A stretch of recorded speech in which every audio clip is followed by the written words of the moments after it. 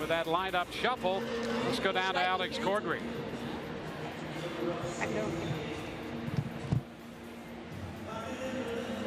We'll take a look at this lineup and get back to Alex as soon as we square things away there. Brad Miller is going to lead it off, and Evan Longoria will be in the second spot today. Evan playing third, hitting second. Lucas DUDA up in the third position in the lineup with Steven SOUZA Jr. hitting cleanup. The DH is Logan Morrison down in the fifth spot for the third time. Wilson Ramos will do the catching. Corey Dickerson hit seventh today. The number 8 hitter is shortstop Adeiny Echeverria. Malik Smith is in center field, and he will hit ninth. More on the shuffle. Here's Alex. Yeah, that's right, Dwayne. Well, the Rays are shuffling the lineup again today. Kevin Cash says he's trying. He says everyone is trying to see what works. You will see Evan Longoria batting number 2 today for Tampa Bay, and it's a new spot for him. Cash says Longoria wants to win, and if this is going to help the Rays get going, he's the first to agree to it, even though he's been in one spot, the 3-hole, for 95% of his career. Plus, Longoria hitting second may help him get an additional at-bat. Dwayne. Well, time is of the essence. Thank you, Alex. And that's something that Kevin Cash made mention of coming into this series, and especially into this game, where the Rays are now chasing a bevy of teams ahead of them in the wild card race. They're 2.5 back of the second wild card spot. Brad Miller in there, and the first pitch of this game is a ball as they face Chris Rowley, 27-year-old right-hander.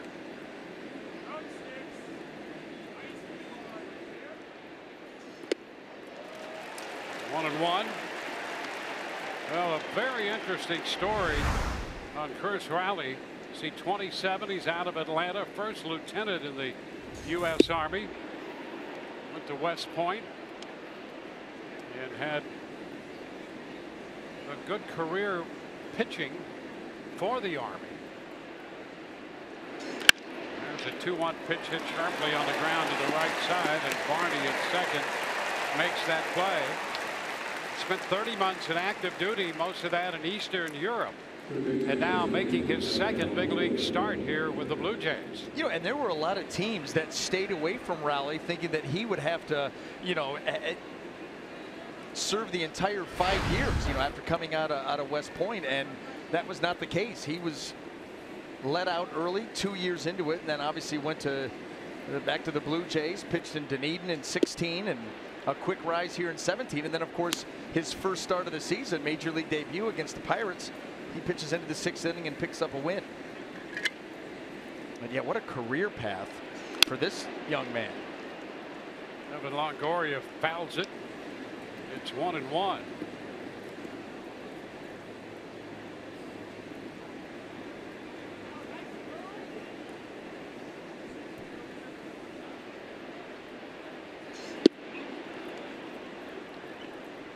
Two balls and a strike.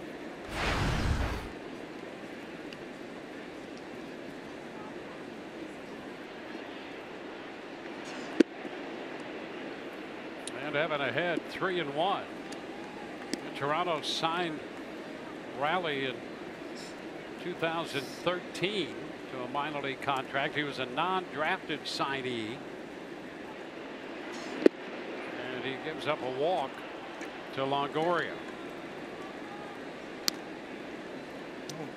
Take a quick look at the Blue Jay defense, brought to you by Gold and Diamond Source. And in the outfield, left to right, you've got Steve Pearce, Ezekiel Carrera, and Nori Aoki. Across the infield, third to first, Donaldson, Goins, Barney, and Smoke, with Miguel Montero back behind the plate.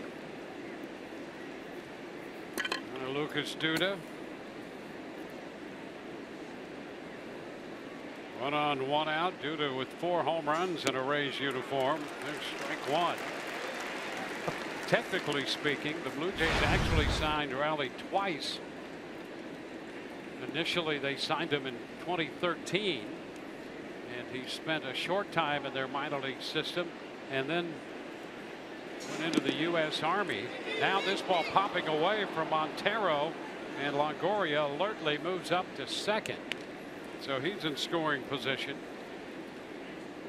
The Blue Jays signed rally again in 2016 to a minor league deal after his stint with the Army.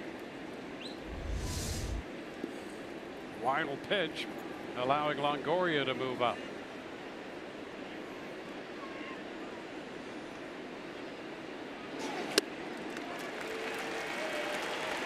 One ball, 2 strikes.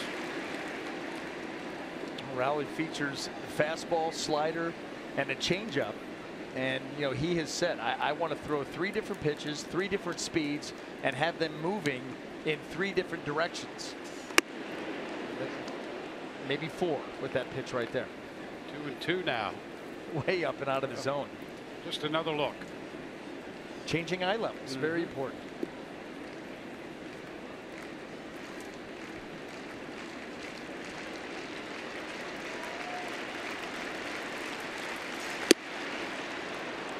Inside, just with the fastball.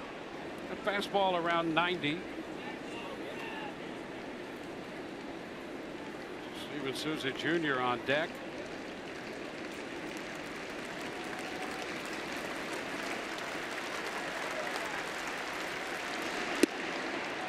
And DUDA draws the walk. That one just low. So a couple of bases on balls here in the first. We'll get Steven Souza Jr. to the plate. He had gotten the second strike with the changeup, and he comes back with it right there. I think that's the pitch right now feels more comfortable with. Has not had very good command of the fastball or the breaking ball thus far, and it's led to 2 walks.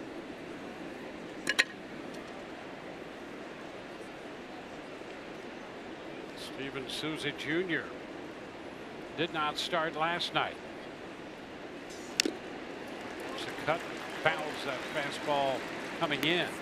We've seen a lot of it. You know, you go back to even the first game of this series, and the Blue Jays have really been pounding Steven Souza Jr. in, especially the righties. Boy, if you got a righty with some arm side run, they have been trying to wear out that inside corner and have been successful so far. Lifts it up the right field line. Aoki over there and out for first base. Smoke, and oh, what a catch by Justin Smoke back to the infield over the shoulder. Not an easy play at all. And turning the glove and twisting that wrist towards his body. So you've got a horrible angle here. It's going to be a fair ball. I thought this was going to absolutely be off the turf, maybe for extra bases, and Justin Smoke able to track it down at a very difficult angle and make that catch. Well, what a play. So a big second out for Rowley. And Logan Morrison now up here. If the Rays are to cash in, Morrison's going to have to keep it going after the 2 walks up there now with 2 gone.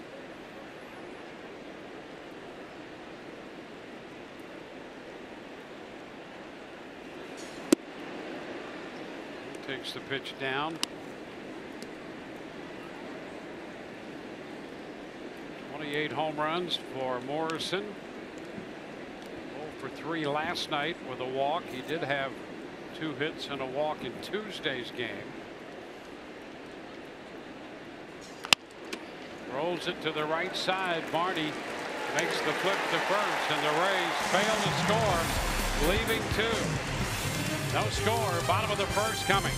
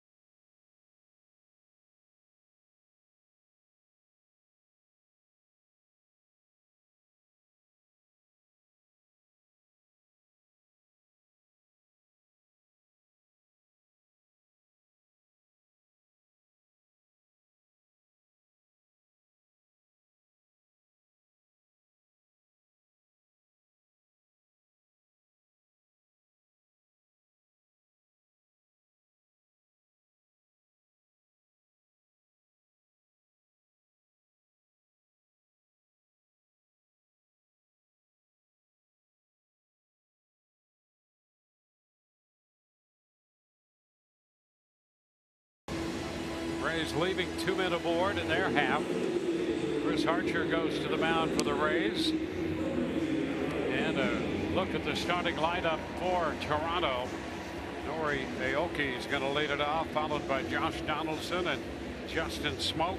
Kendrys Morales, the DH, hitting in front of Steve Pearce. Ezekiel Carrera hits 6th.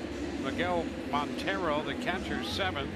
Ryan Goins, the 8th place hitter and playing second base, batting 9th, is Darwin Barney. Chris Archer will be making his 26th start of the season. He's worked 159 and a third innings. Strikeouts at 197, should eclipse the 200 mark here probably in the early going, and held the opponents to a 242 average.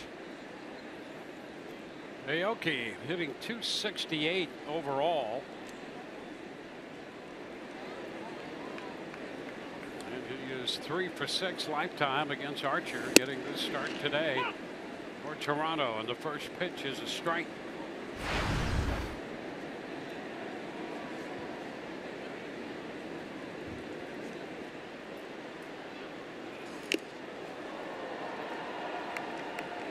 Oh, 2.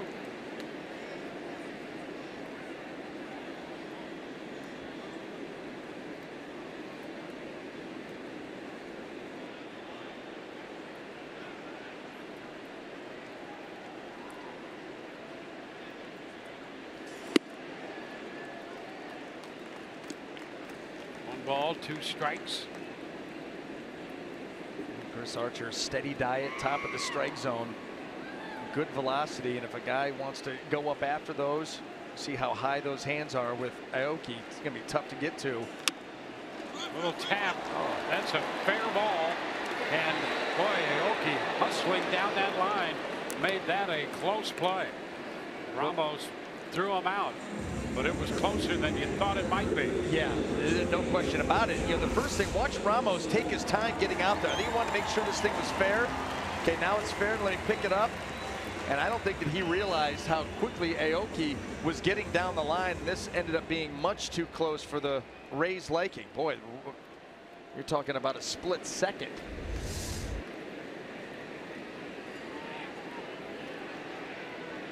Josh Donaldson.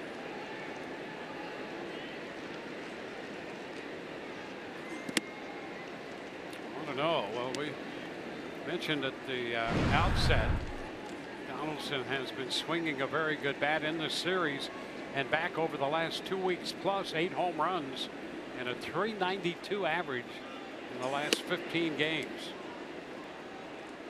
2-0 count now. Well, finally healthy. You know, it was a tough beginning of the season with the calf issues a couple of different times.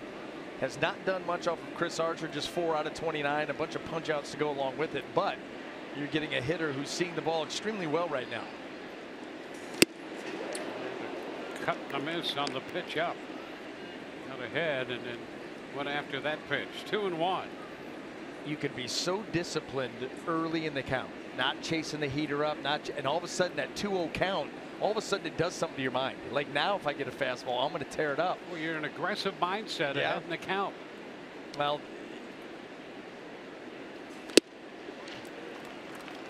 I mean, the guy's up 2-0. He's not going to go, well, I'm going to be very patient again. Oh, no. Try to walk.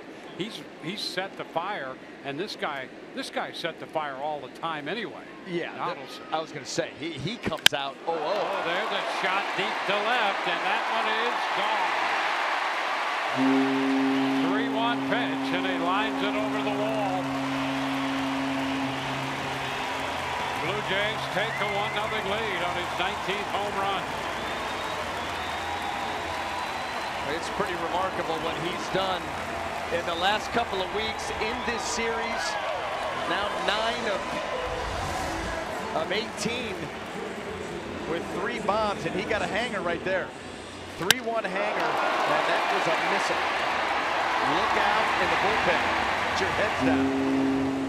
And he knew it.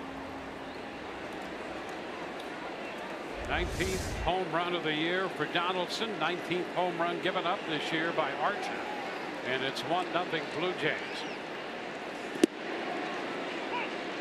Justin Smoke looks at a strike.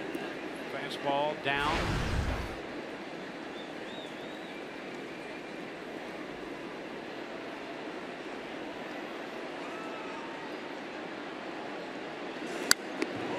Smoke fouls it back.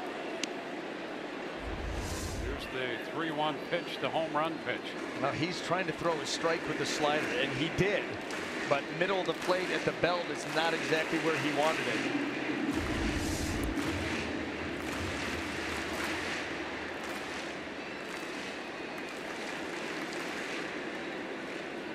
An 0-2 count on Smoke.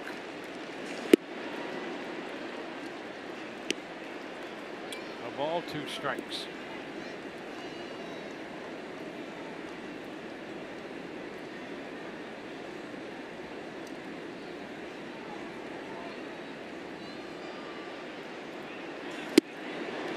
Smoke out on strikes. 2 gone. I guess if you're going to hang it, you hang it up. Keeps his slider and leaves it up above the belt and gets Justin Smoke to chase underneath it for the second out. Now Kendrys Morales, and this is the guy in this lineup who has been so tough against Archer. 15 out of 25. Not only 3 home runs, 5 doubles. And he's swinging at that fastball, and that's what he likes. That's where he's done all the damage off Archer, and really off the Rays total. He's saved his best games of the season as far as driving in runs and being productive against the Rays. But in this series, they've gone soft against him quite a bit. Change-ups, breaking balls, curveballs, sliders. 1-1. He can feast on a fastball. There's no doubt about that, and nobody knows that better than the man that's out on the mound.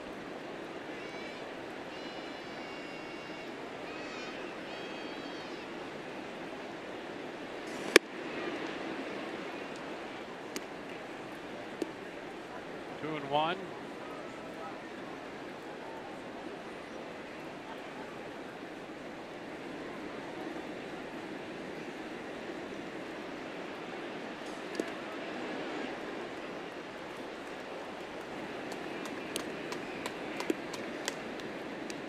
Two outs, a run home on the home run by Donaldson. Archer behind Morales.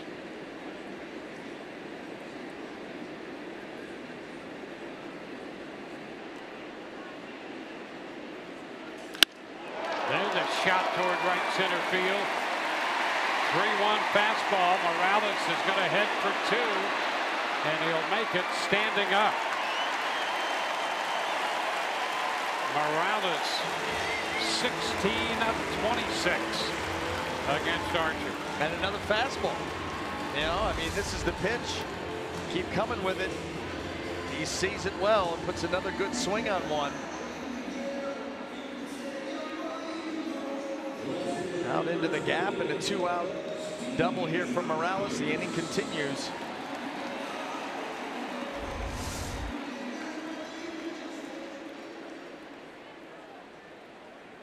Now Steve Pearce.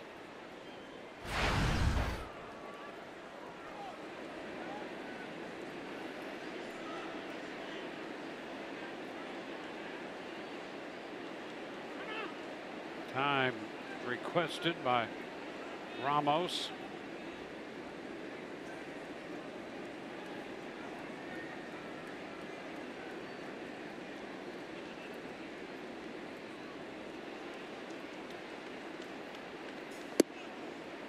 But wide there.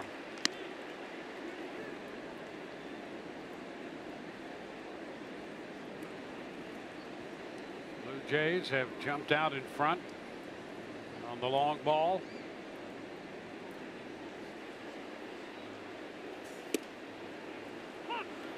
Now 1-1.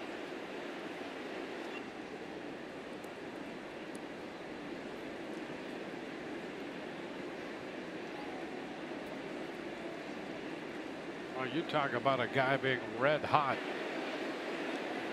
and that would be Donaldson, who put the Blue Jays out in front.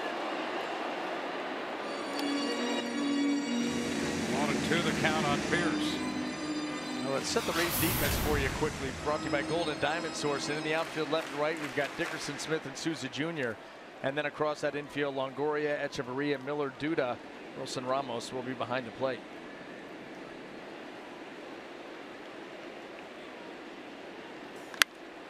High popper, right side. DUDA, a couple of steps into the outfield. Pierce is out of there.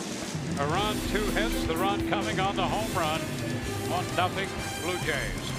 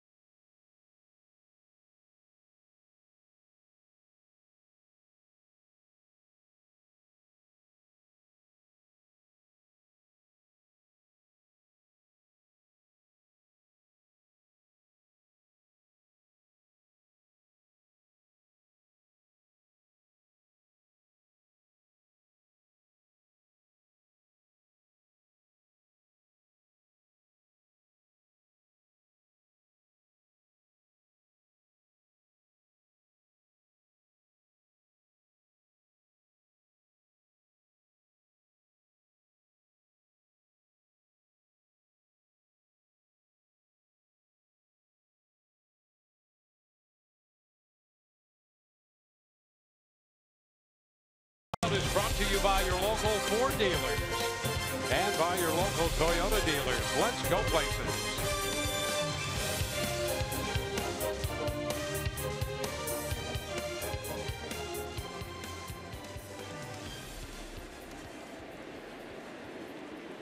One nothing on Donaldson's home run. We go to the Rays' second inning. Wilson Ramos will lead off.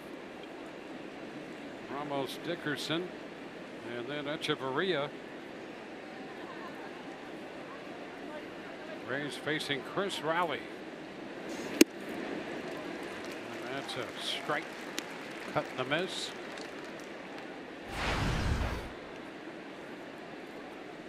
Wilson Ramos showing some signs in this series that these numbers may be improving rather quickly.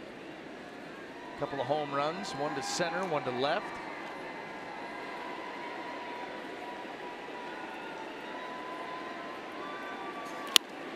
This one struck deep down the left field line. That is a fair ball back toward the corner, and it's going to be a long single.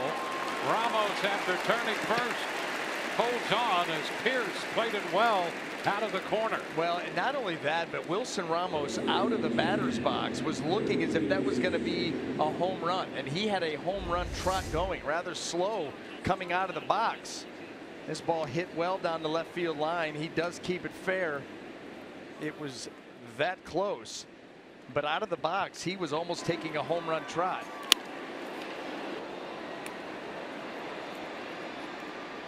And by the time that comes down, there's no chance to get to second base.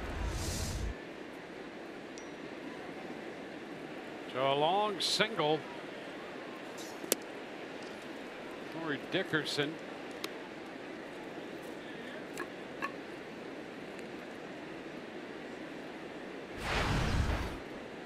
Dickerson, 286, 22 home runs, 2 hits last night. Now a strike.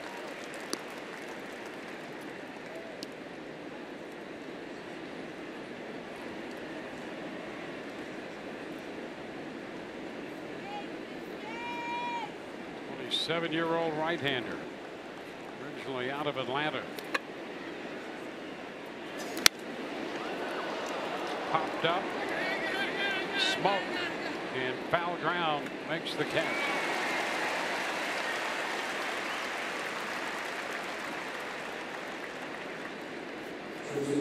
So 1 out in the second inning.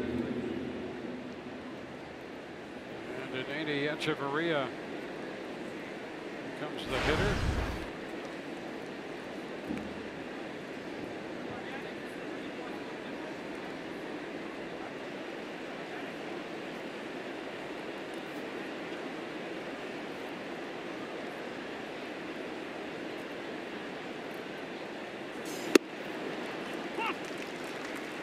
Strike. Chris Rowley, another one of those guys. The Rays haven't seen him. He's not overpowering. He's going to come at you with 3 different pitches. And he's another guy that has to be precise with the command. As you can see, that velocity gets a little bit of movement. There's a base hit past the diving Donaldson. That kicks the low sidewall. Ramos heads to third. He's in there. It's a double for Echeverria. And the Rays suddenly have 2 men in scoring position. 5th double of the year for Echeverria. 5th for the Rays. 7th total from his time in the National League and with the Rays. As we were saying, you know, the location of the pitch. He's going to throw the slider. He cannot be in the middle of the plate with it. He's got to be on the corners, at the top of the zone, or down below. You're going to leave pitches out over. Those are the pitches the Rays have to capitalize on. 2 for 2 this inning. And here's Malik Smith, who was on 3 times last night and scored both runs for the Rays. Up in a key spot early, taking a pitch for ball 1. And Toronto conceding the run. They've got the middle infielders pushed back. Sharply hit ground ball to first. You've got a chance. You know, Ramos is not fleet of foot. Ball rolls in behind Montero. The Rays with 2 men in scoring position.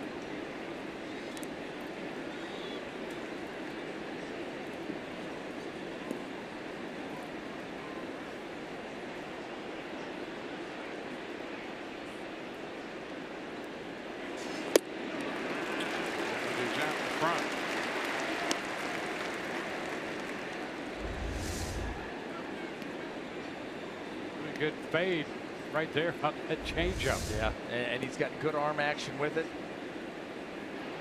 He does get some arm side run, a little bit of sync with the heater. Ground ball, shortstop, throw to the plate, and Ramos is out. Goins to Montero. So with Ramos the runner in third, Goins elected to go home. You know what? I wondered if these guys would be heads up enough to do this if the ball got to him quickly. And here's a 2-hopper. And Goins does just that. Because Wilson Ramos, you don't have to bring the infield all the way in, but these guys were playing normal depth and still able to get that ball home. Montero, a great job of having that left foot out in front of the plate and blocking the slide of Ramos, and that run gets cut down at the plate, and the Rays lose another base runner on the base paths in frustrating fashion. Echeverria now at second, Smith at first. 2 outs, and here's Brad Miller. Swinging through the first pitch, the fastball up at 90. Yeah, I'll tell you something. The Rays not cashing in on their opportunities, that we may have reached a new low there, where Toronto's conceding the run, and you hit a ground ball to the shortstop playing at normal depth, and he's still able to get the throw home and get the out at home. And granted, you know, Wilson Ramos, a big guy, not fleet of foot. He's dealt with some, you know, issues with his knee and the hamstring and everything else. But just the fact that it happened, extremely frustrating. High fly ball to left. Hintz is there to catch it, and after a promising beginning to the inning, the Rays again lead 2.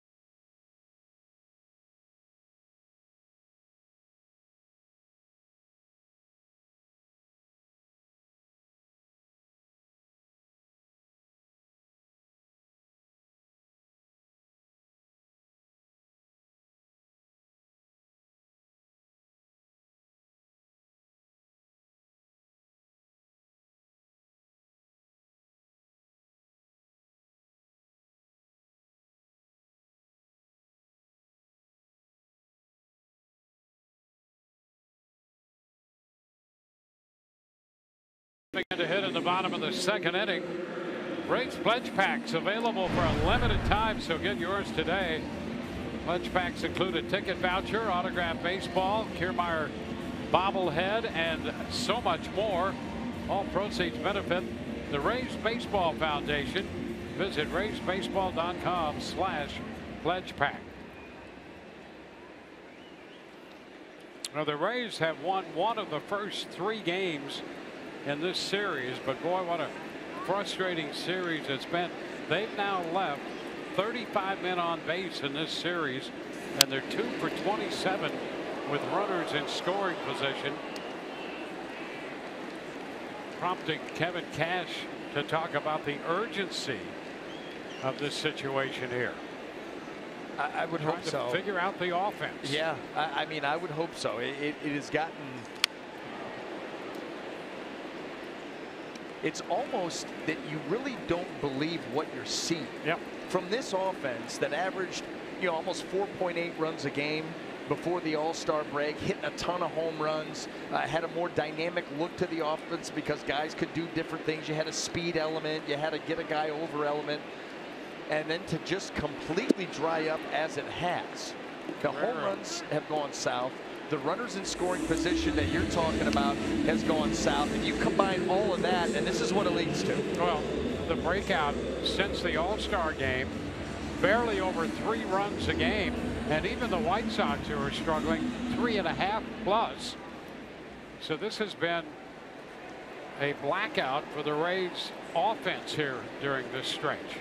And you just know, no matter what anybody says, I don't care what is being said, it has gone mental.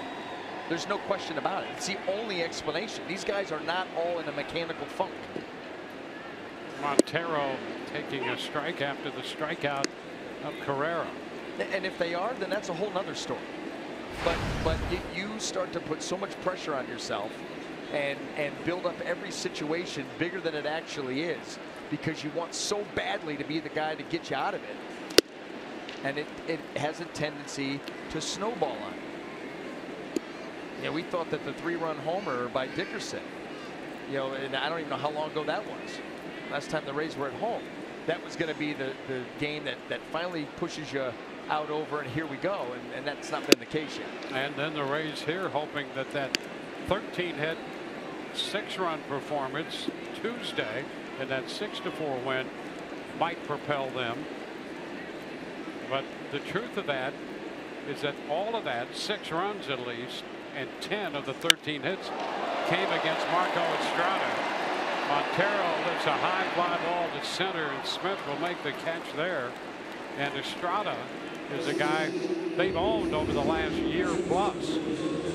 Yeah, he's over his last 7 starts against the Rays going back to August 9th, I believe, of last season. He's 0-7, and they've gotten to him in a pretty healthy way. But against everybody else, it's been an issue. Yep.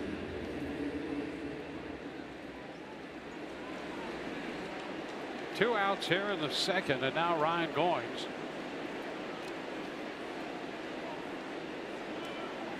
Sitting 218. Fouls it back. Strike 1.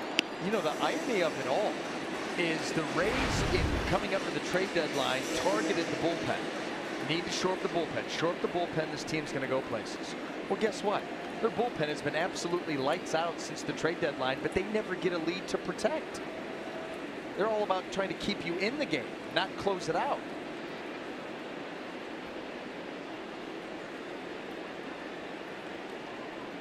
And to make those moves at the time, good moves to make. Yep.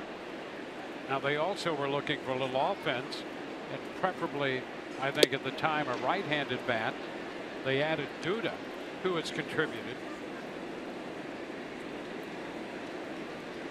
And you're not really sure, having witnessed what we've seen, even if they had a right-handed bat, would one right-handed bat make a difference? It's hard to figure out what would make a difference at this point.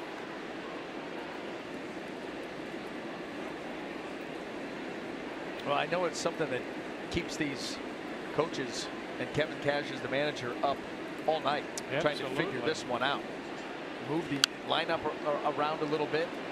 Well, Cass said the other day, he said, look, I'm the guy supposed to have the answers. I don't have the answers right now. I'm looking for them. Yeah. Can't find them. Don't have them. Again, you got to love the honesty. And he's not the only one. Yeah. You know, we sit up here and talk and watch, and you wonder what else could you do. Well, between the two of us, we've seen a few games and been around this game for a long time. Same thing with the coaches. Yeah. And the Rays offense, there are areas of this offense and stretches here of historic proportions. A strikeout of Goins. We go to the third, 1-0 Toronto.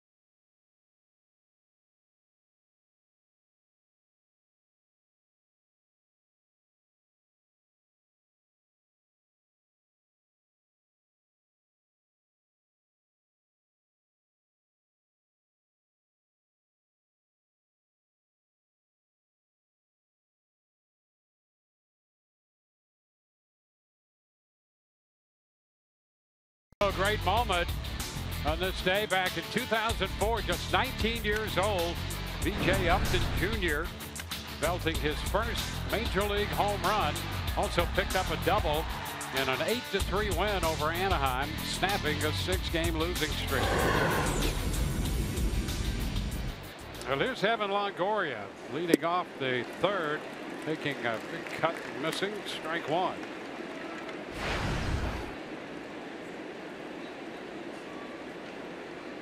Evan drew a walk his first time.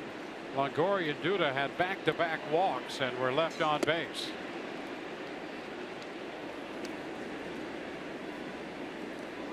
One to count.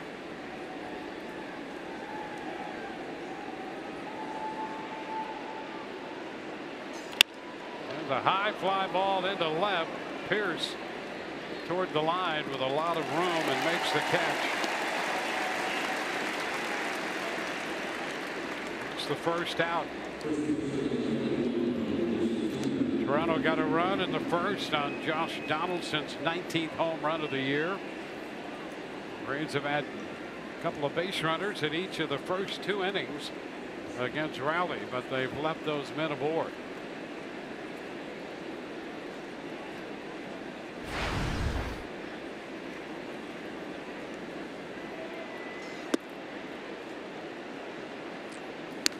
DUDA takes a pitch too low.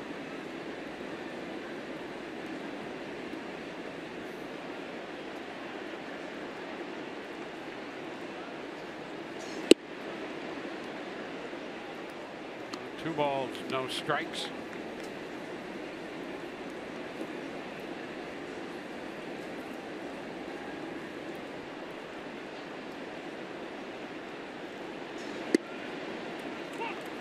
One. Rays have dropped 4 of 5 and 9 of their last 12 with 40 games left to play.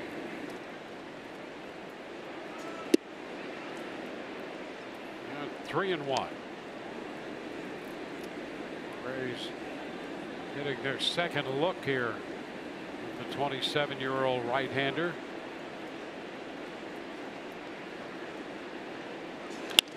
Up the right side. That's a foul ball. One hops into the stands. Well, with 40 games left to play, here is the breakout among the wild card teams. Yankees and the Angels, then Kansas City a half back, Minnesota, Seattle, Texas, and the Rays. The Rays only 2.5 back, but they're going to have to climb over all those teams. Baltimore 3 and Toronto 3.5 back. So it remains a crowded field and still within reach. Then there's ball 4.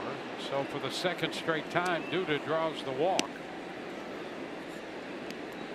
And some of the stories of the teams that are listed there, you've got teams that were sellers at the deadline. You have teams that have, I don't know, 80% of their starting rotation on the disabled list as we speak. Well, we're going to see one of those teams when the Rays go home, Seattle. Yeah. I mean, it's just amazing how no one can seem to get out of their own way and pull away. Steven SOUZA Jr. takes a pitch inside, 1-0. And through all of that, you know, the Minnesota ball club, they're going to be playing inside their division.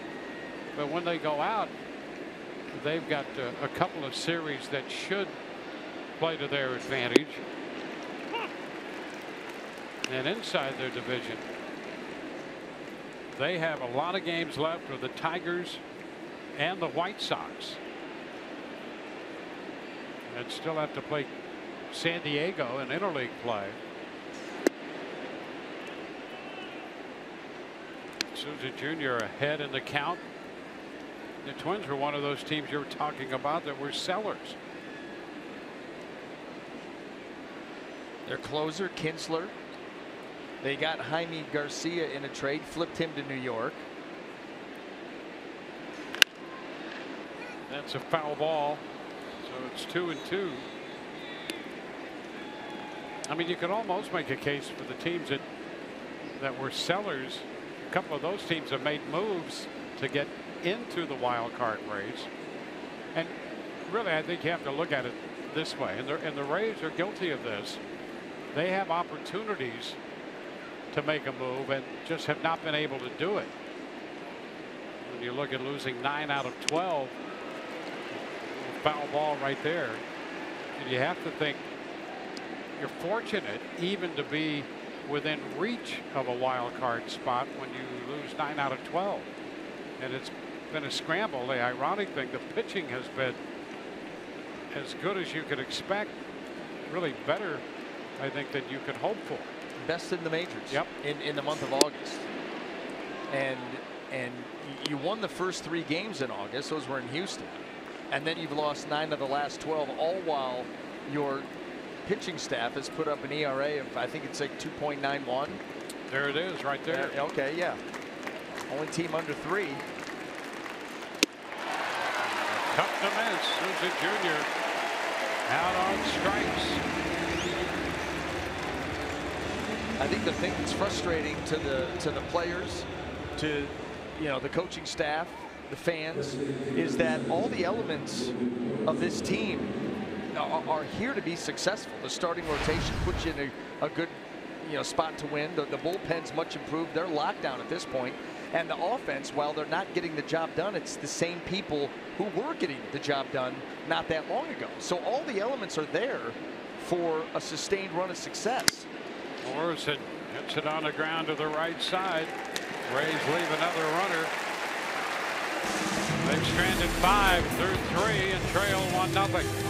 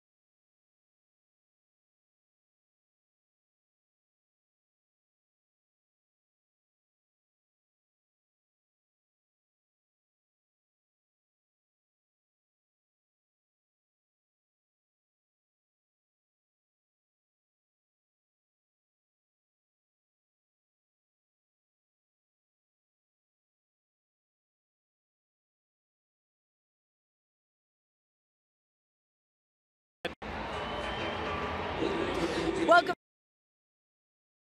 Fox Sports on, and on Sunday, get out of bed and come out to the Trop when the Rays take on the Mariners, because kids 14 and under will receive this awesome alarm clock presented by State Farm. And every morning, kids have an opportunity to wake up to a Rays win. Check it out.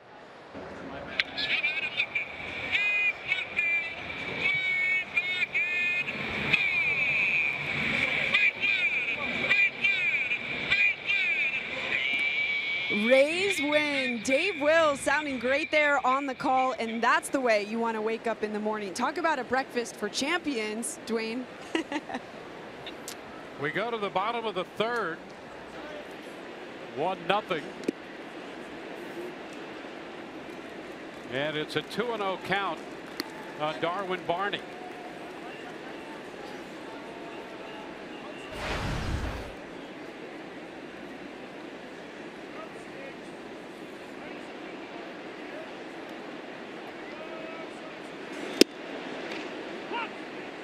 That's a strike, and it's 2-1. Barney, Aoki, and Donaldson due up.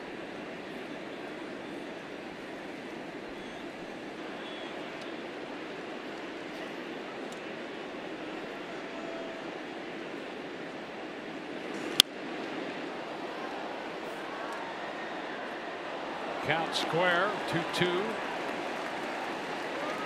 Archer touched for the home run in the first. He'll be facing the top of the order following Barney.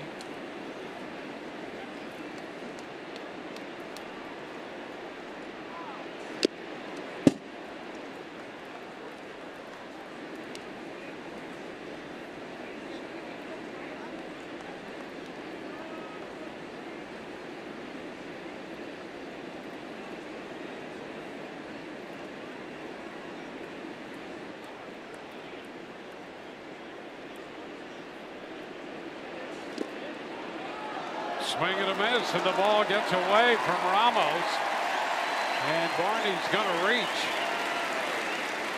Well, a strikeout to begin the inning, but Barney reaches. Well, here's the slider, down in the zone. You see Wilson Ramos goes down to block it. That ball careens off the thumb of that catcher's mitt and shoots off to the right, and Barney scampers down to first base.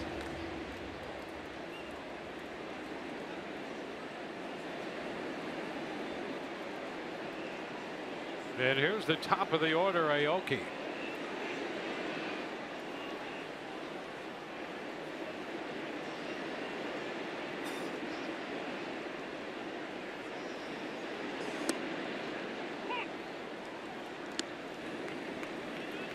Archer gets ahead of him.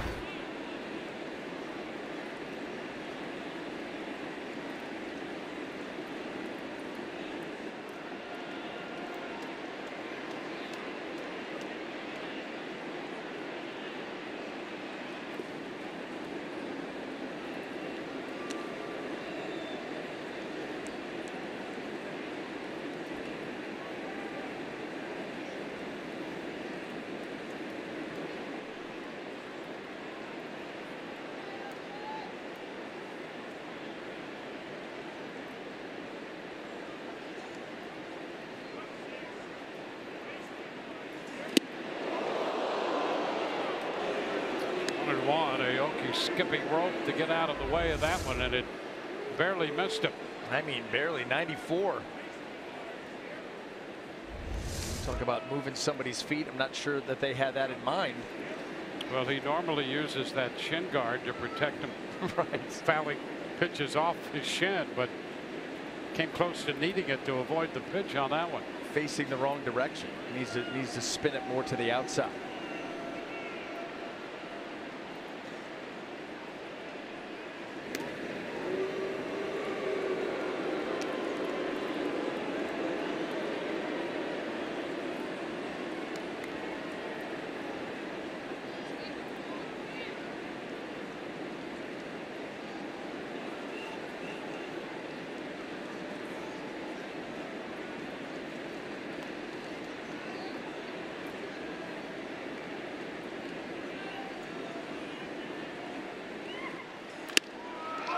This one deflecting off Archer, and it's going to bounce out into shallow right. Miller tracks it down. Barney goes to third. And Aoki is aboard. Boy, it's getting to the point where you're starting to ask, what else could happen? Aoki sharply hit up the middle. And you're going to see Brad Miller heading up the middle to try to make a play on it. It careens off of Chris Archer and gets far enough away that allows Barney to get over to third base. Chris Archer doesn't always end up in the best fielding position. And you can see that he was kind of pulled off to the side. He couldn't get his glove back in front of that ground ball. So the only thing that leaves is off the legs. And it deflected wildly.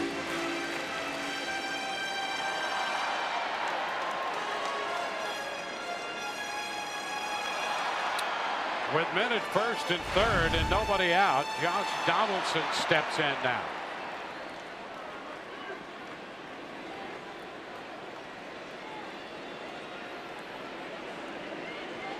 Donaldson hit his 19th home run of the year in the first.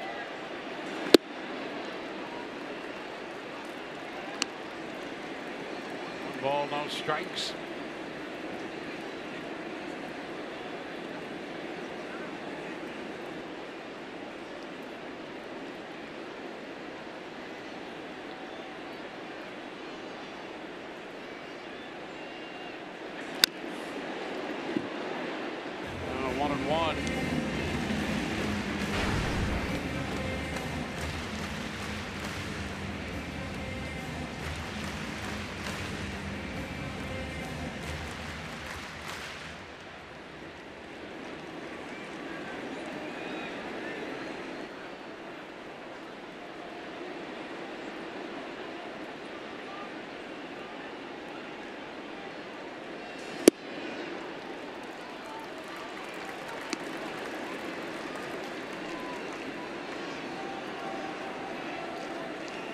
Archer had a 1-2-3 second. In a bit of a spot right now, first and third, nobody out in the third. Dealing with Donaldson, smoke on deck. Into the dirt with the slider, and he's behind 3-1.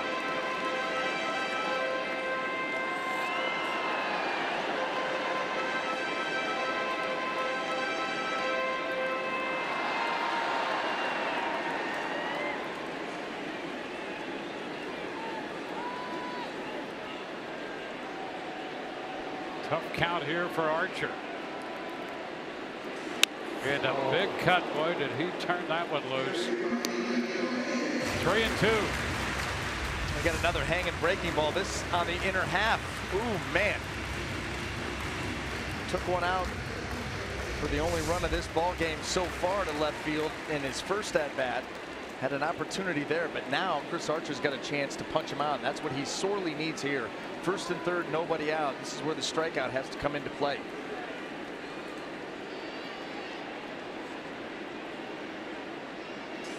Strike three call. The fastball, and he got Donaldson looking. Well, that's a big strikeout in what has been a difficult inning to this point. Boy, just a brain cramp by Donaldson, and obviously he's looking for the slider here and looking for Archer to try to make the adjustment on that slider. Only way that you take that pitch right there, and he knew it immediately.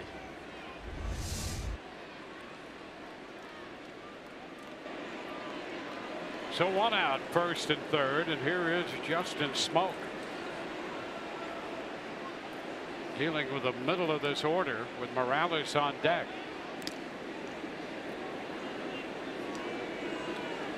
You don't want to lose sight of. It's still a 1-0 game, even though these first 3 innings have been challenging innings for the Rays.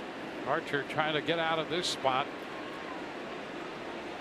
and keep the deficit at only 1. Tall order right now. And a line drive, base hit into right. Then scores the run from third. Barney crosses the plate. Aoki moves to second, and it's 2-0.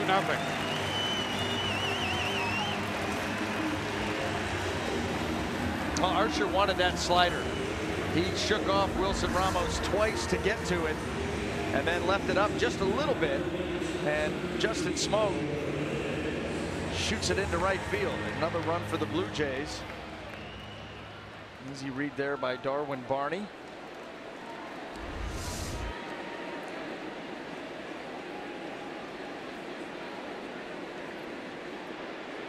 Kendrys Morales.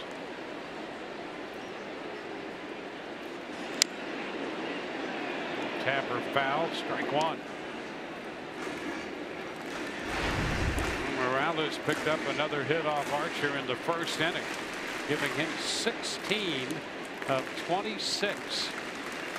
Braves had kept him in check until then.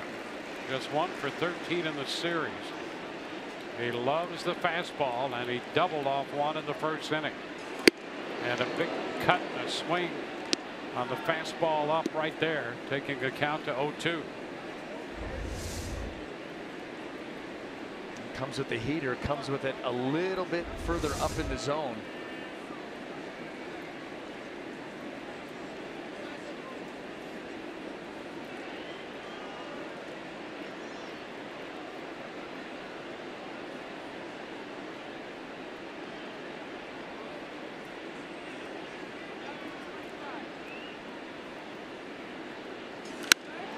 High foul the other way. That's going to be out of play.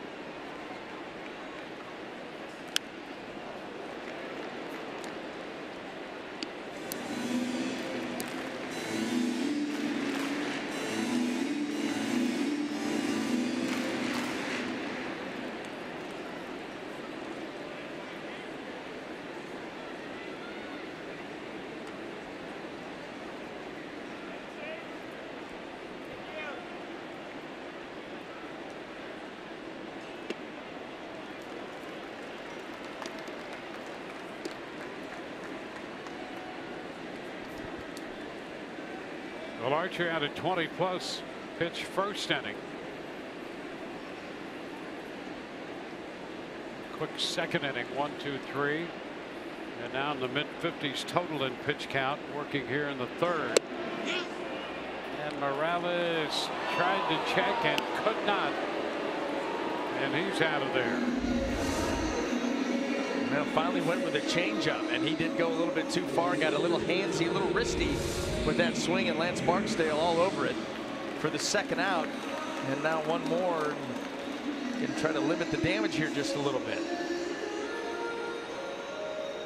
Well, 6 strikeouts for Archer.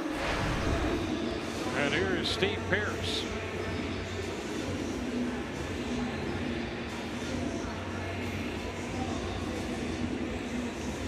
Pearce popped out to DUDA at first in the first. Archer trying to get him to end the third inning as well.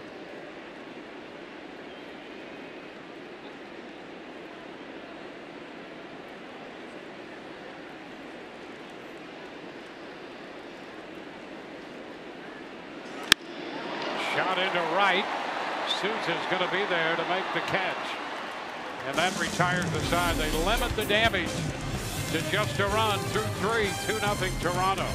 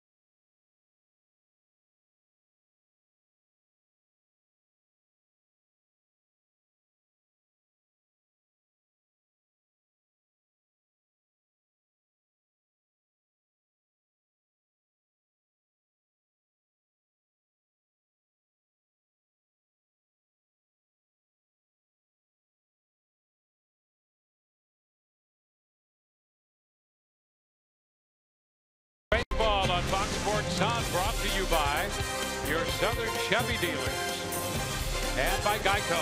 15 minutes could save you 15% or more on car insurance. By the way, this shot right here has a little reminder coming back to me. But the little history lesson that you give at the beginning of every open of the city that we're in, I look forward to it because you come up with something new every day. And today you had an angle. You even asked my opinion on it. I said, you know what, go with it. I like that angle. And then you last minute switched it up and didn't go with it. So I think you had to let everybody in. Here's Ramos taking a strike. Because it's an interesting fact. You just run across things that you never know that you're going to run across them. And Toronto, a great city, beautiful city right here on Lake Ontario. And it does, I didn't know this until this trip in, but it has, their streetcar system is the largest in the Western Hemisphere. How about that? In terms of cars and traffic and pedestrians moved. I would never have guessed that. There you are. They do a pretty good job of that here. And you know, if you think about metropolitan areas, you don't think about Toronto a lot, but I think outside of Mexico City and I guess New York and LA, it's the third most populated metropolitan area in North America. And you know what's shocking? And I know that every city has, you know, an area that maybe they're not very proud of, but this downtown and all the different areas that we've been in and walked to and traveled to is so clean all the time. All the time. Yep. The only reason I even know that is because I had a little gym pass on day 2 here. Yeah. That somehow on the walk from the hotel to the gym, which is not close, I dropped it. I lost it along the way. And so on the way back, I retraced my steps and I went over that 20-minute walk with a fine-tooth comb and realized about halfway through, there's no way you're ever going to find it because there's nothing on the street. There's nothing on the sidewalk. There's nothing anywhere. It's the cleanest. It's like a giant Disney World. Yep. And as markets go, when you think about the size of this area and all of the population that they have to move and how clean it is. And so it is, as far as North America is concerned, only behind Mexico City, New York City, and Los Angeles. It's 4th in population. So what a market.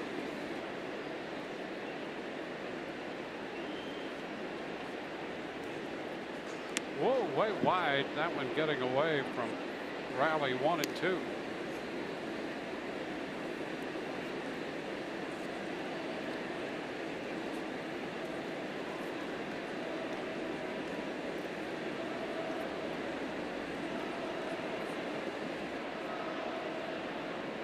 He's had a couple of opportunities early against this right-hander. There's a fly ball to left by Dickerson. And Pierce lined up to make the catch. So 2 gone, a ground out and a line drive. 2 up, 2 down.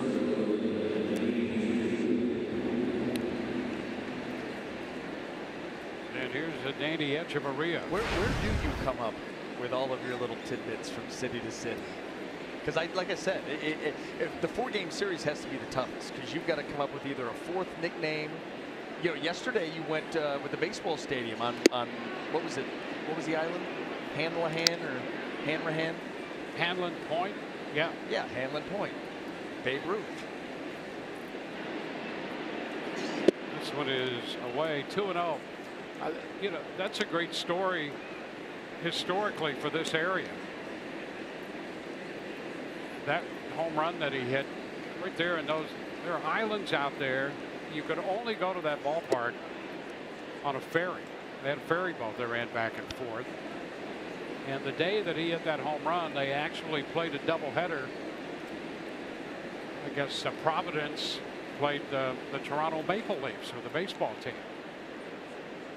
Played a doubleheader and a 9-inning first game. He had a home run in the first game pitch. Second game, they agreed to play only 7 innings because Providence had to catch a train to go back home. And so they called the game after 7. 3-1 now to count to Echeverria. And this city, obviously the Blue Jays have been a great success through the years here. But the city has a great baseball history, starting with that ballpark over there, and the Maple Leafs as a minor league baseball team, and eventually the Blue Jays. But that Babe Ruth hit his first home run here, and he pitched that game. And there's still available little clips of game stories there. Those are the big years right there. Well, I made my major league debut in this building against that team. Coming into this building with 50-whatever-thousand people, and it's loud. It's September, and they are, you know, on the verge of getting back to the playoffs and repeating as World Series champions. What an atmosphere!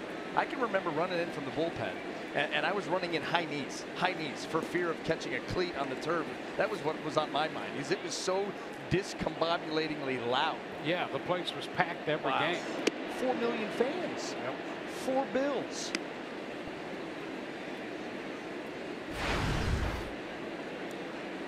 And how happy they were to come to a stadium that they could close if they needed to close it because of weather after playing over at Exhibition Stadium. It was a little cool there in the spring. They love their roofs up here.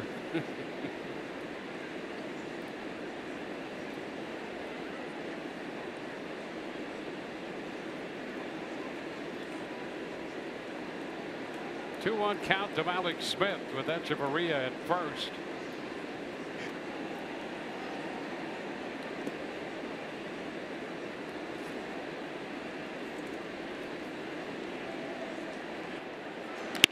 There's a shot. Well tagged into right center field with Carey off the bottom of the wall. Echeverria is going to be waved around. Smith will go to third. The throw there is late. A triple for Alex Smith, and the Rays are on the board. His 4th triple of the year, and that makes it a 2-1 ball game. Suddenly the 2-out walk and a triple by Alex Smith. You know, it's about time. I mean, there have been enough opportunities and walks at inopportune times by ROWLEY that someone needed to make him pay. And finally, Alex Smith, who I don't think anybody thought going like this. And, you know, he's got some power, but that ball deep in right center off the base of the wall, and Echeverria, the beneficiary of the full count walk, comes home to score. And now a little life in that Rays dugout. Echeverria had great momentum that carried him all the way into the dugout in a hurry. He was moving very quickly there after coming across the plate. Very excited. So Alex Smith with his 4th 3-base hit of the year. And now here's Brad Miller.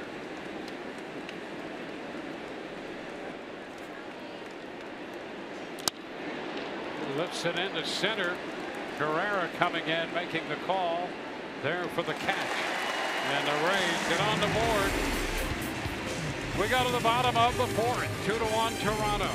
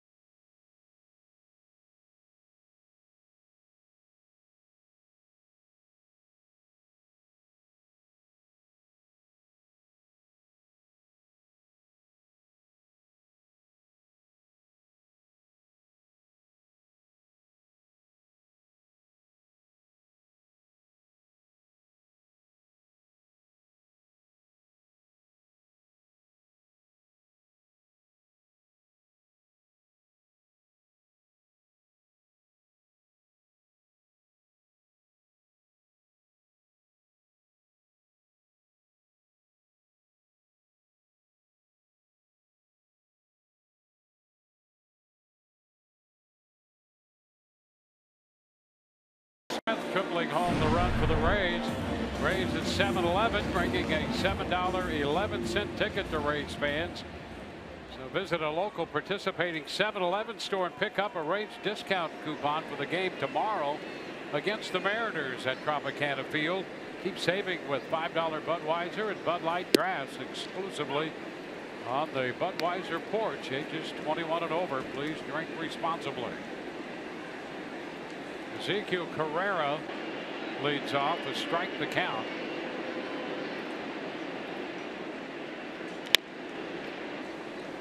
The Tapper foul, 0-2.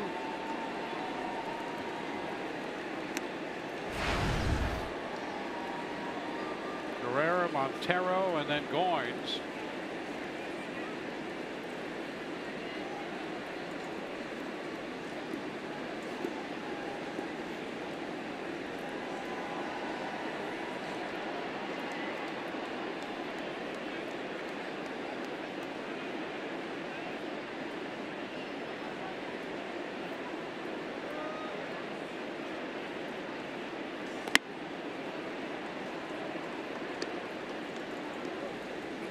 Ball, 2 strikes.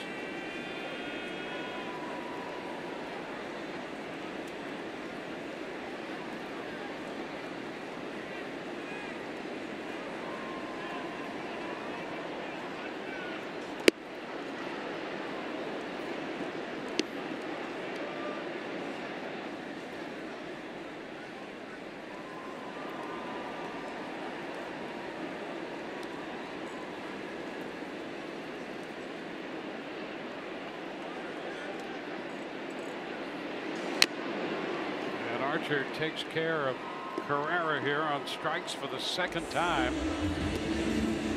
1 away in the 4th.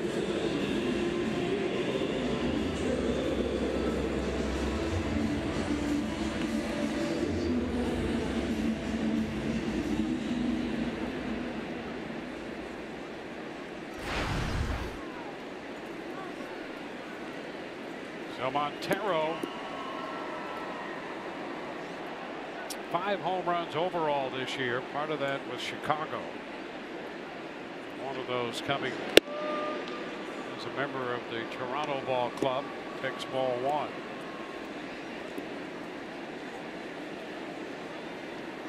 For 37 since coming over.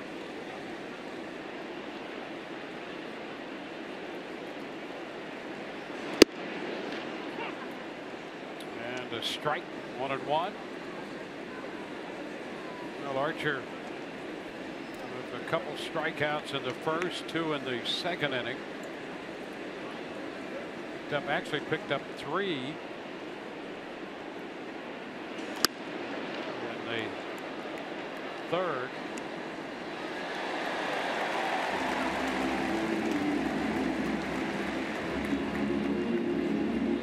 Strikeout in the 1st, 2 in the 2nd, 3 in the 3rd, 1 when Barney reached when strike 3 got away.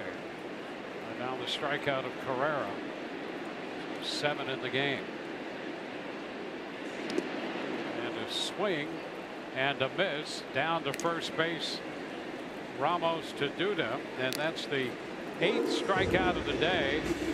And for Archer, number 1,000 of his career. 3rd on the Rays strikeout list in franchise history.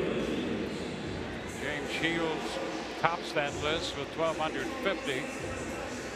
And now Archer reaching 1,000.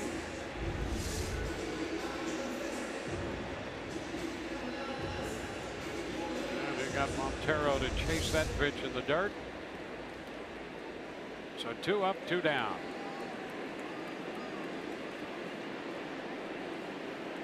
Ryan Goins. Little ground ball down to first. DUDA takes care of that. 3 up, 3 down. We head into the 5th inning, and Evan Longoria is going to lead it off.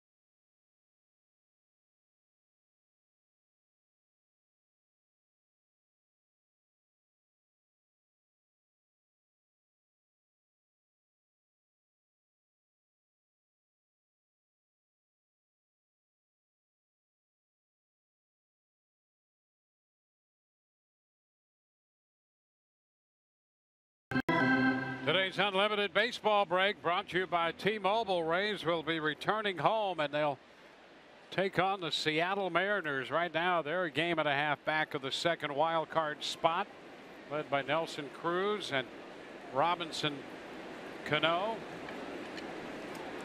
And opening that series for the Rays, Austin Pruitt on the mound against Erasmo Ramirez. Will open that series for Seattle. There's a line drive and a base hit by Evan Longoria. First pitch, not wasting any time there. And Evan hitting out of the second spot today. Aboard to begin the fifth. Just stays inside of a fastball. Lets that ball get into the zone, drop the hands, shoot it into right center field. Good start here for the Rays in the fifth inning, and you wonder just how long John Gibbons is going to go here with ROWLEY, who a mix of, well, this base hit here, some walks that the Rays have not been able to take advantage of. Lucas DUDA pops it up. And he makes a pitch. And Smoke makes the catch. Yeah, he did the same thing to Brad Miller to end the last half inning. In a little bit of trouble after the triple by Malik Smith, and then a first pitch changeup got him out in front, and a pop up to end the inning, and he gets one there from Lucas DUDA.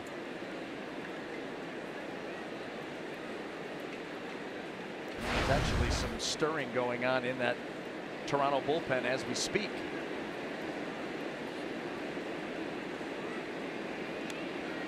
ROWLEY in his major league debut against Pittsburgh gave up a run on 5 hits and 5 1/3.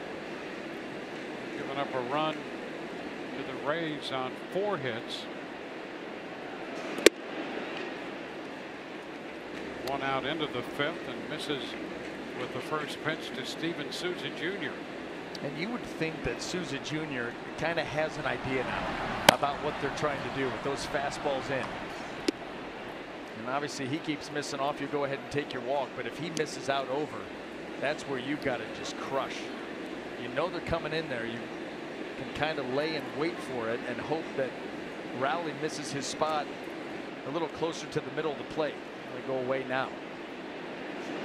And he shoots it foul the left side.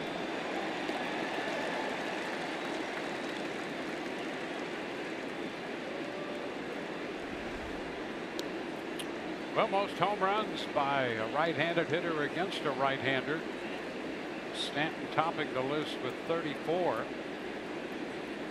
Aaron Judge, Chris Davis, and then Steven Souza Jr., all of them against right-handers. And now it's a 2-2 count. It's the pitch he got him with in the last at bat. The changeup, middle, away, and down. Yeah, that was a 3-2 changeup that got him. Yeah, he's felt comfortable with that pitch here today. Hasn't always been perfect with it, but he has felt comfortable. Inside again. And the count is full again. And you know what? You wouldn't be surprised if he went right back out with it. The fastball in, it's not working. Souza Jr. is not coming after it, and you know you're not able to keep it on the plate. So runner breaks, a swing and a miss. And that sees out. Looking at the catcher Montero. Yeah. Backswing got him. They're going to send Evan back. Yep. So strikeout. Cash is going to come out. Longoria breaking on the pitch. Well, Montero, you know, catches strike 3. He comes up to throw, and the backswing from Souza Jr. caught him up high. See it right here. Right in the ear hole.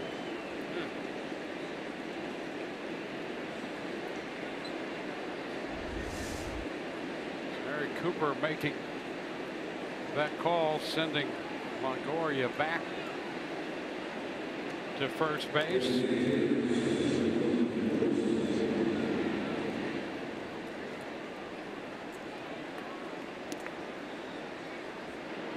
Second time Souza has gone down on strikes.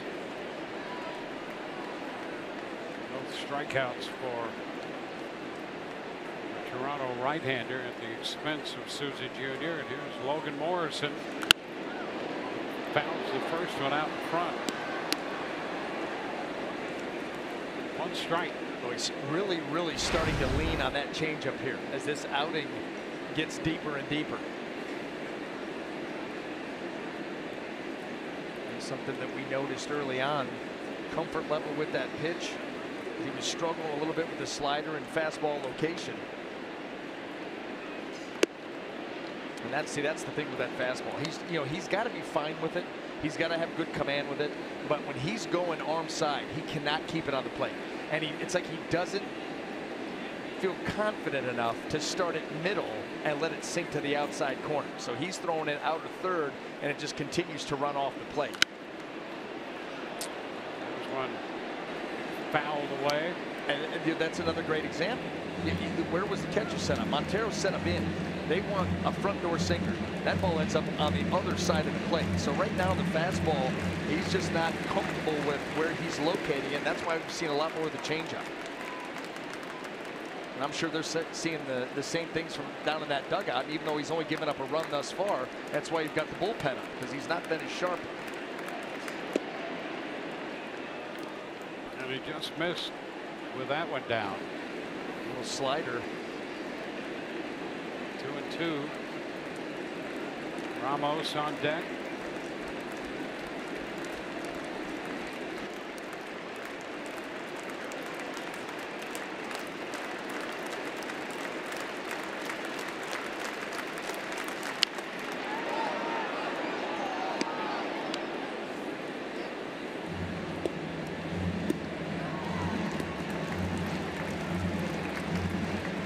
Morrison twice on the ground ball.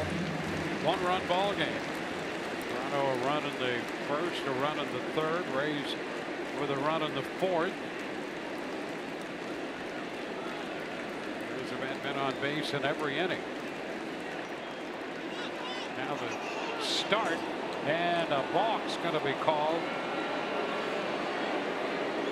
Longoria started, took about 3 steps and stopped. And really surprised out there. Watch the flinch right there. That front knee started to bend before the foot came off. Once that front knee goes, right, got to go to the plate at that point. Yep. O'Reilly charged with a balk. Longoria now in scoring position with a 2-2 count.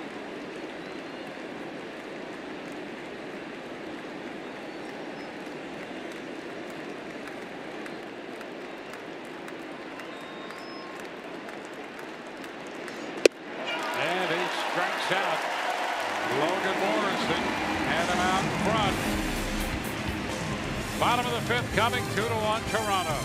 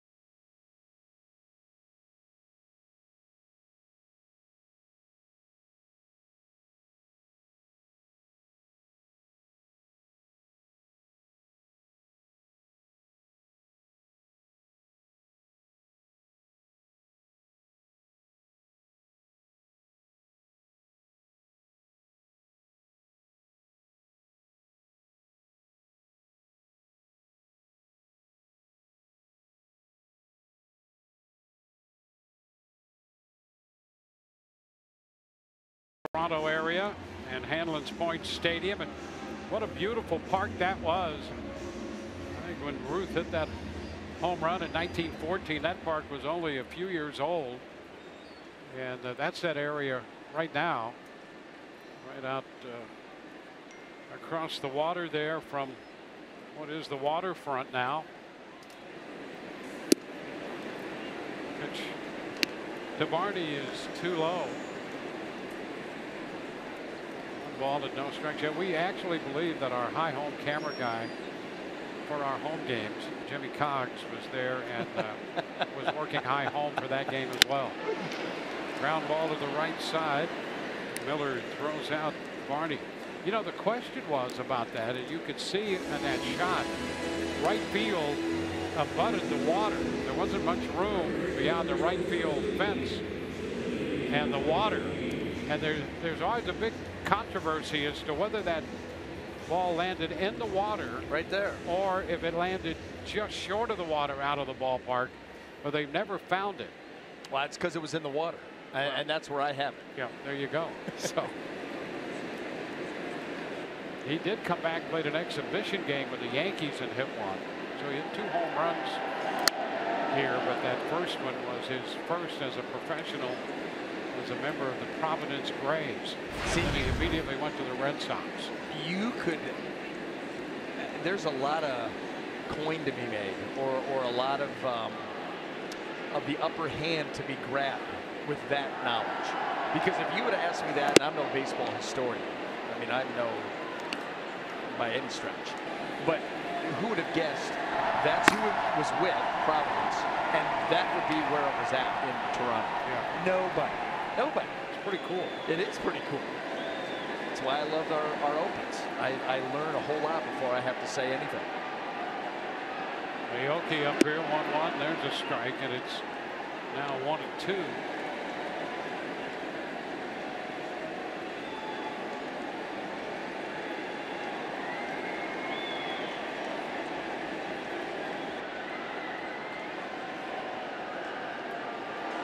A little tapper foul this time. First time up, he was thrown out by Ramos on a little tap like that, fair, and hustled down the line, and the Rays just didn't get him.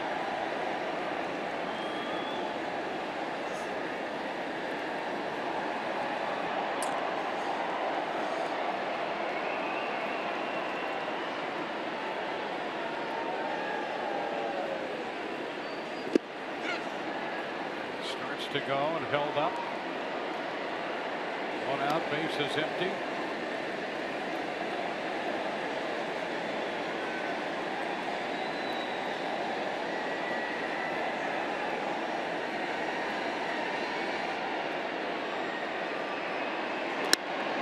Fly ball into left. Dickerson is there and makes the catch. 2 up, 2 down in this inning. 7 in a row retired by Archer since he gave up the base hit to Justin Smoke in the 3rd. That drove in a run.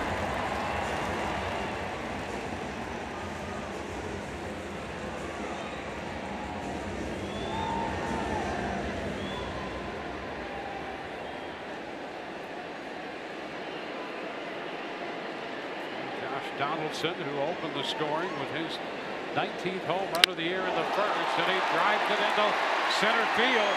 Well hit, and that ball is gone. Hit it off the facing of the deck out there, and it bounded back onto the playing field. Home run number 20 for Donaldson, and the Rays are again down by 2.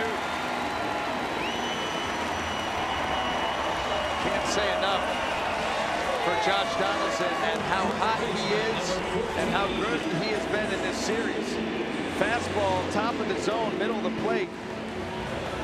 Just be fortunate that wasn't in the last at bat. It would have been a 3-run shot. He took a fastball right down the middle, wasn't real happy with himself, and immediately turned it around here in the bottom of the 5th.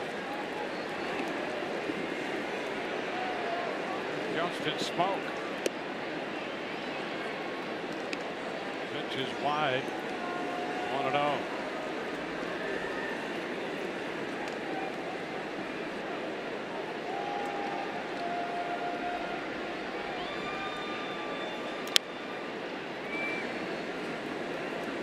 3-1.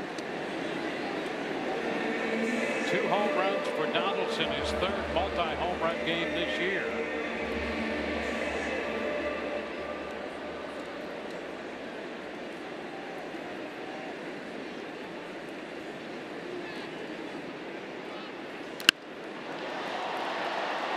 Sky to left. Dickerson will have to go back a couple steps to make the catch.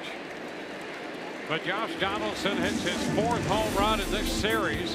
We're through 5. It's 3-1 Toronto.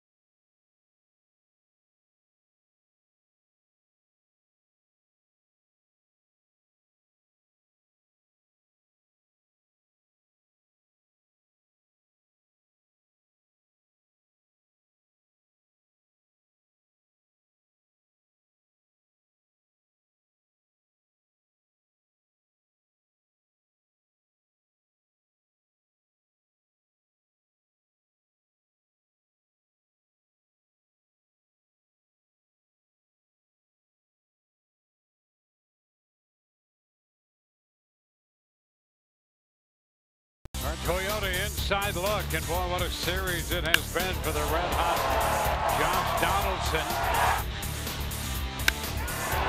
He had home runs in the first 2 games of this series. Team split those. And now 2 home runs in this one, 1 in the first and this one in the 5th inning. He's 8 for 13 in the series, with 4 of those hits home runs. And look where he's hit them. He's got 2 to right, 1 to left, 1 to center.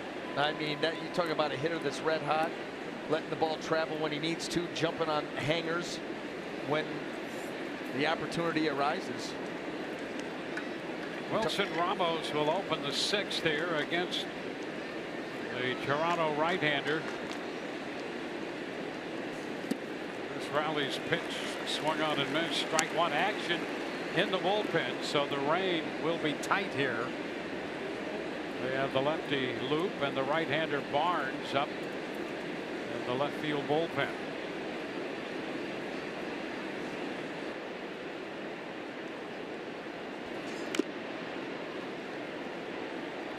Oh, 2. You know, this is with Corey Dickerson on deck.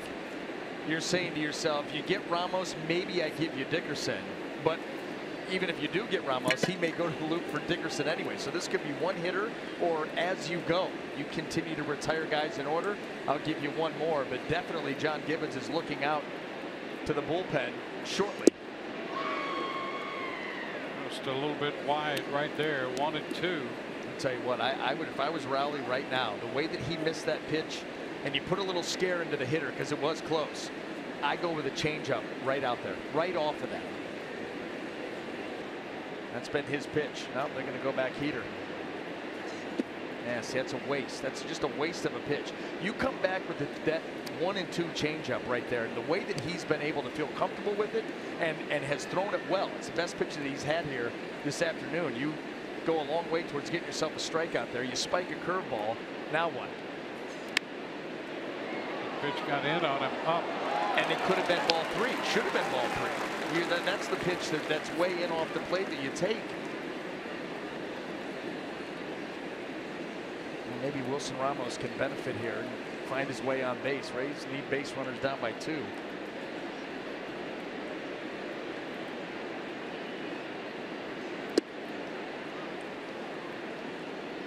And now 3-2. Your window is shutting. Yep. It's shutting. You right after that missed fastball is when he should have gone to it. And he should have gone to it away right off of it.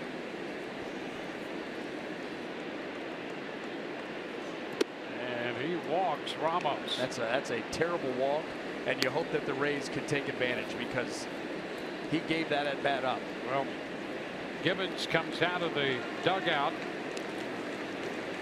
and that's going to be it for the right-hander. Pitching change brought to you by the Florida Lottery.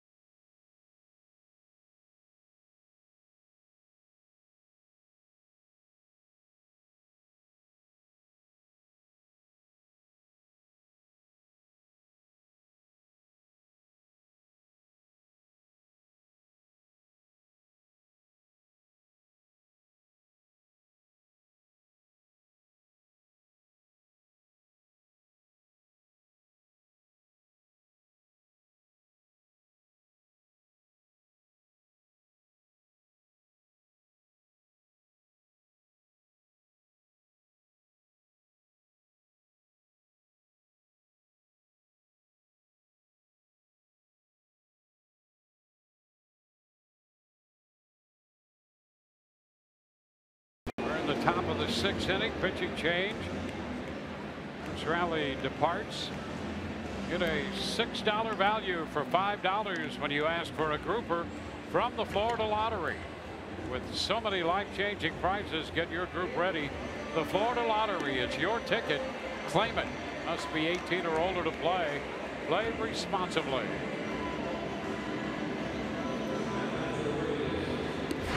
Rowley out of the game. 90 pitches, 5 innings plus, a run on 4 hits, 5 walks, 3 strikeouts, and responsible for a man on. Well, you certainly hope that the Rays, with 5 walks in his 5+ innings, can finally cash in here. I think that of the 5 walks, that one here to Ramos was the worst of the bunch. And now you've got to make it hurt. Lead-off walk after getting ahead 0-2 and having him set up. Let him off the hook, and now it's up to Aaron Loop to try to shut the Rays down, but they've been given another opportunity. Loop in the game briefly last night. Back out here today facing Corey Dickerson, and he throws him a strike.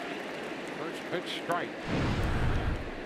Loop pitched an inning in 2/3 Monday. And 3 strikeouts in that one.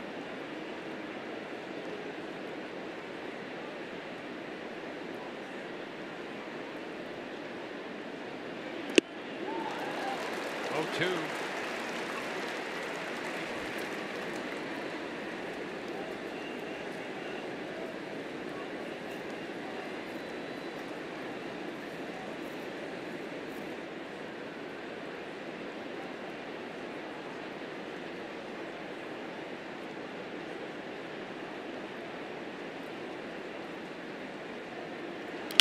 And a base hit punched through the middle.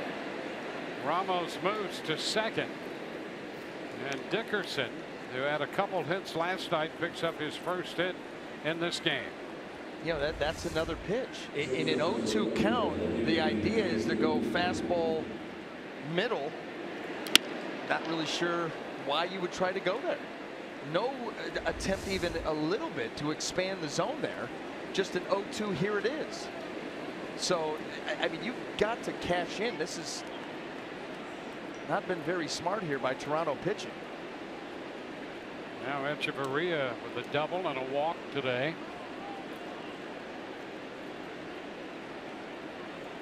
He's 0 for 6 with men in scoring position in this game.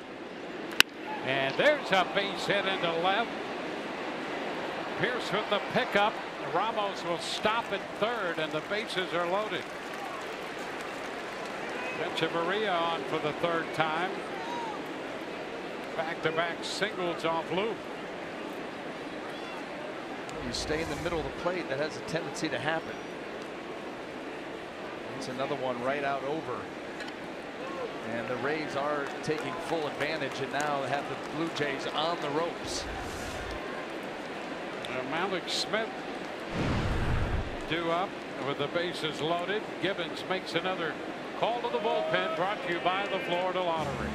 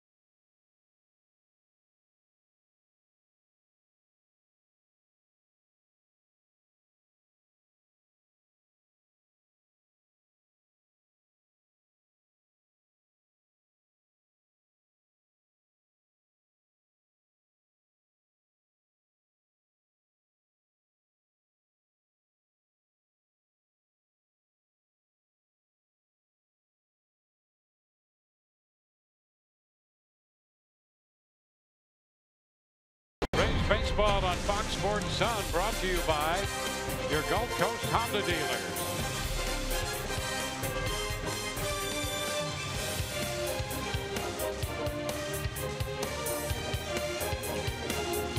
Well, the Rays have loaded the bases. The number 9 hitter due up. And Trevor Plouffe, we're assuming Plouffe had already been put into the game as the pinch hitter, and Gibbons, who came out quickly, I'm sure had to be aware of that. Yep. And so Plouffe will bat for Malik Smith. He is the pinch-a-penny pinch hitter. Bases loaded, and it's Plouffe against Danny Barnes.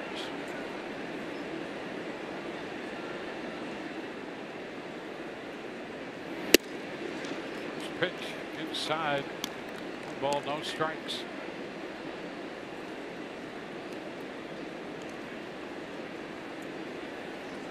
Walk to Ramos. And Dickerson singled off the lefty loop. Echeverria single. Bases loaded. It's Barnes and Plouffe, and there is ball 2 upstairs. 2-0. Barnes worked an inning and 2/3 in the game Tuesday. Gave up a hit, picked up a strikeout.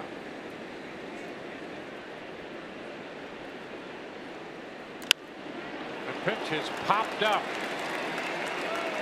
It's Donaldson on the infield pop. Now the pitch hitter Plouffe out, number 1.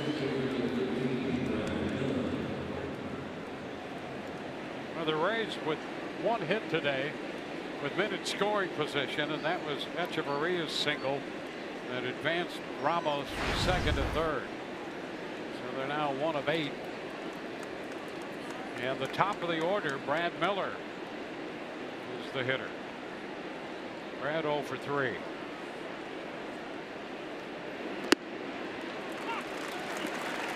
Strike 1. And 3 straight changeups here by Barnes. Not overpowering, but he has been effective. Got to get the ball to the right spots. And now the fastball on the heels of the opening change. You know, and that may be the best fastball we've seen from him in this series, maybe the season. 94 with some good run. He wants it in. You see where Montero is set up. That ball shoots all the way away. And I would then look to expand away if I'm Barnes. Going to go up. And it's foul back. Brad Miller on alert because they need a punch out here in the worst way. He wants to battle and drive home a run or two at least. Braves down 3-1. Top of the 6th.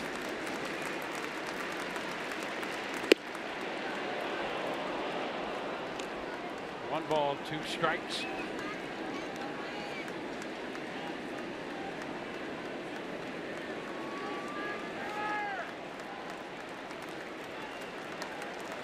Braves have left men on base in every inning. Bases loaded now. Ground ball down to first. Smoke takes it to second. Throw back to first. Not in time.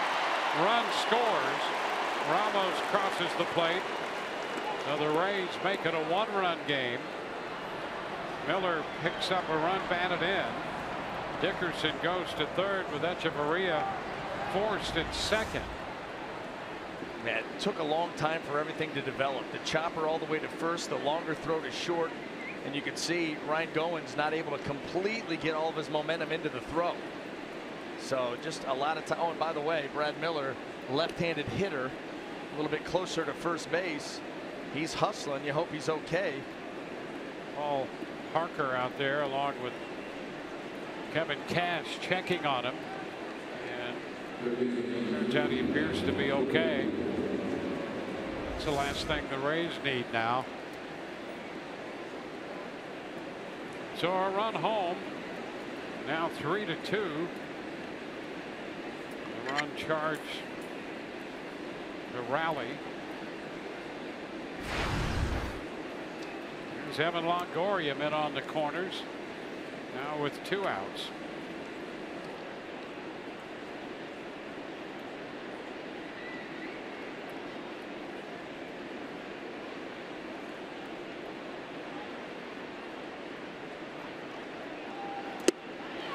Strike 1.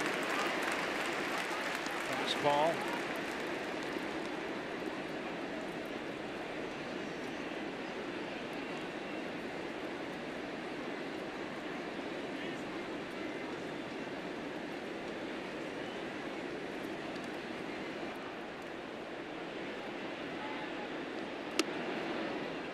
Close. Ball 1 strike.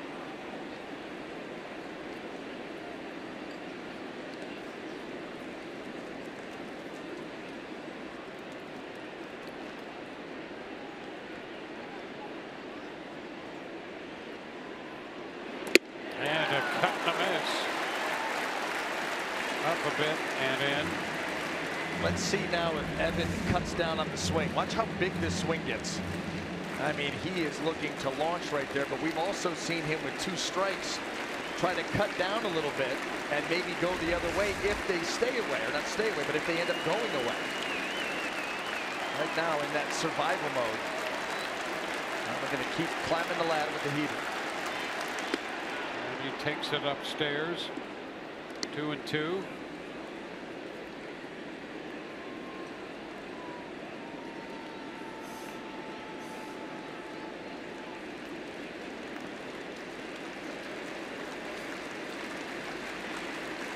Miller first, Dickerson third, 2 outs, 2-2 to Longoria.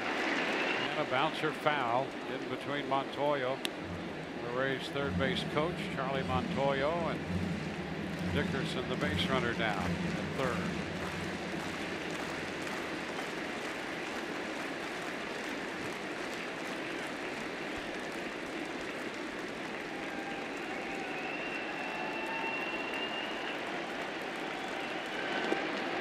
Count goes full. Pretty good block there too by Montero with the runner down at third. They go change up away and it's in the dirt. Every pitch so big.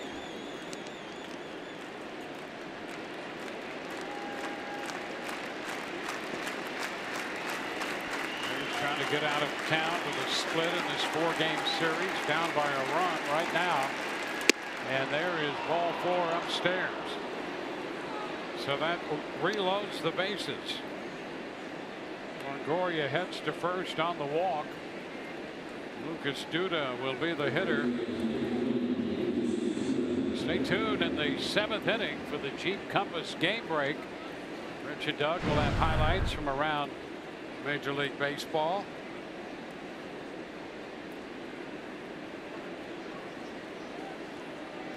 Here in the top of the 6th. Rays have an opportunity. They're going to have to do it with 2 outs.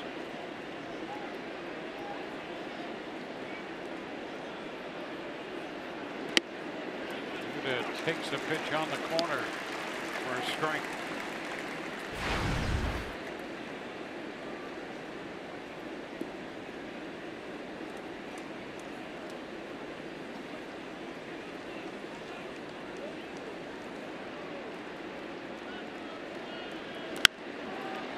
Foul back, fastball, and quickly now Duda is in the hole. 2 strikes.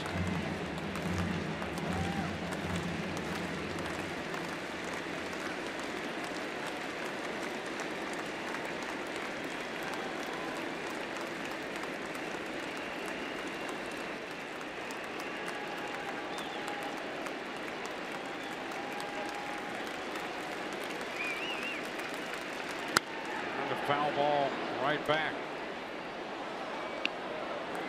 Barnes had a run of retiring 17 of the last 20 hitters he faced, and then he walked Longoria. Now he's ahead of Duda.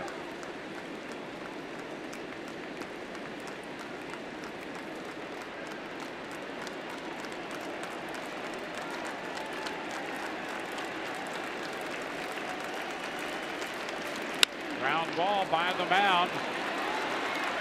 Goins with the throw, and that retired the side. He was on the first base side at second. Rays making a 1-run game, down 3-2.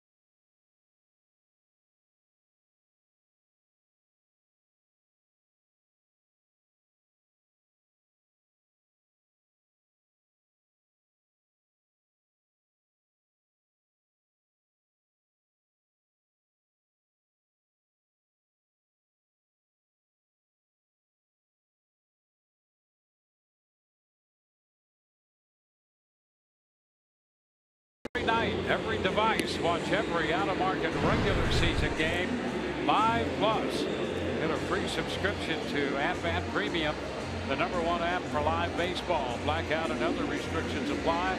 Visit MLB.tv for details. Peter Borges will take over in center field. Alex Smith lifted for the pinch hitter. Borges now in center. Rays with a run home in the top of the inning. Chris Archer back out there to work the bottom of the 6th. And there's strike 1 on Kendrys Morales. Morales fierce, and then Guerrero due up.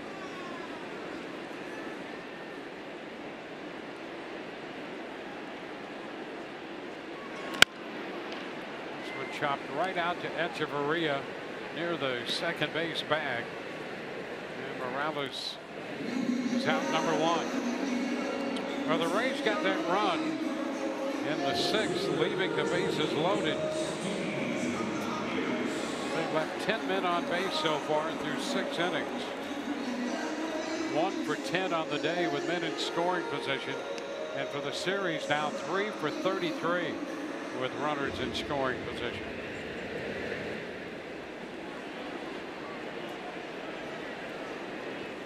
Steve Pearce.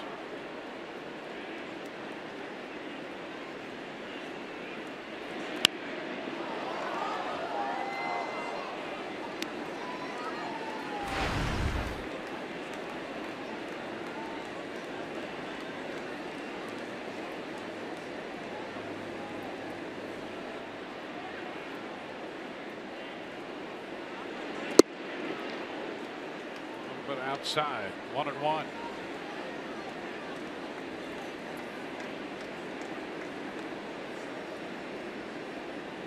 Pierce in his career 3 of 18 against Archer. Gets a strike there. Now it's 1-2. But 2 of those hits have been home runs. Here's Homer to double last night, connecting off Jake Faria in last night's game. Did he go? He held up. And I saw you down there at first. 2-2 the count. Close. Nothing but sliders here.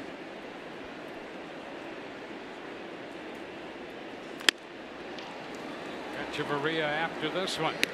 Unloads in a hurry. Handcuff DUDA. Yep. He covered that ball so quickly. Lucas DUDA wasn't even able to really stretch for it. That ball got on him in a flash. 2 up, 2 down. That's the most important thing.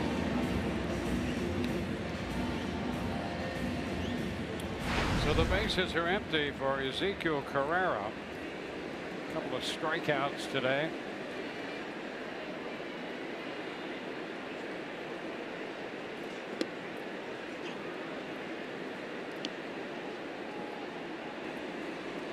The count.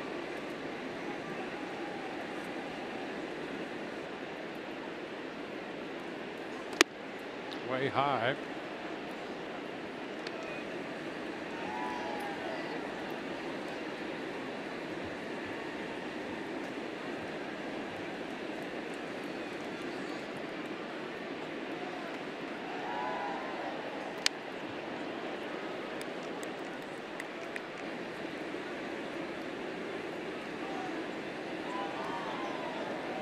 Working here in the 6th inning.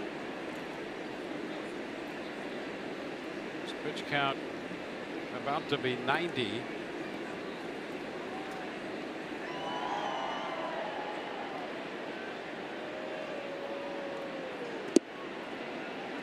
now the count is even.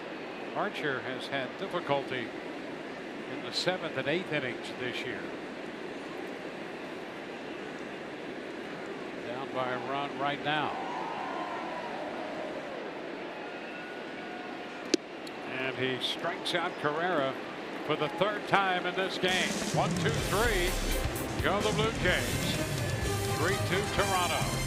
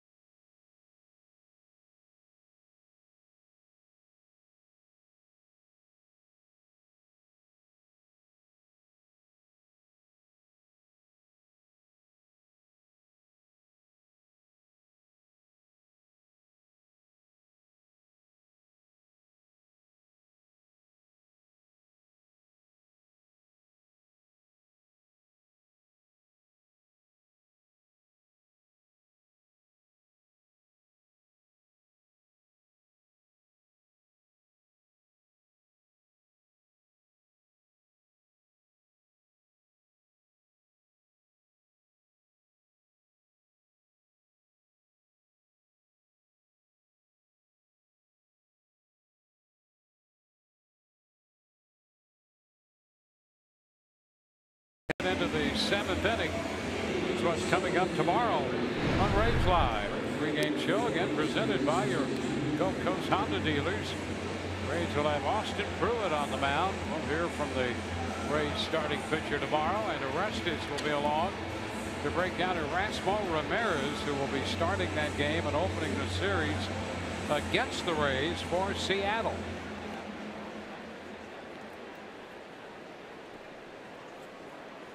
Leading off the 7th will be Steven Souza Jr.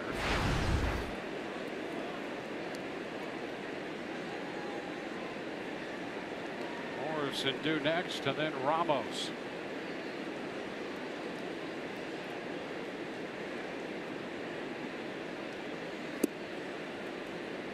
Souza takes ball 1.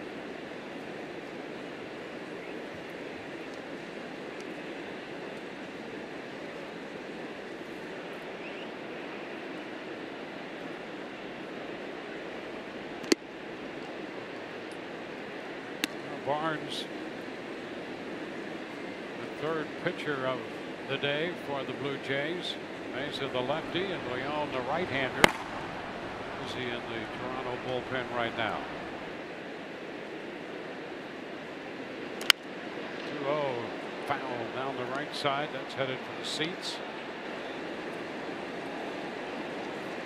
This Toronto bullpen has done a really nice job here for John Gibbons over the last week or so. Haven't given up much. Barnes has been a big part of that.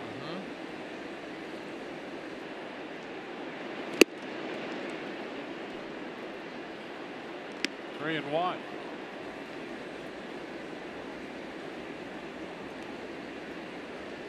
On deck, Logan Morrison.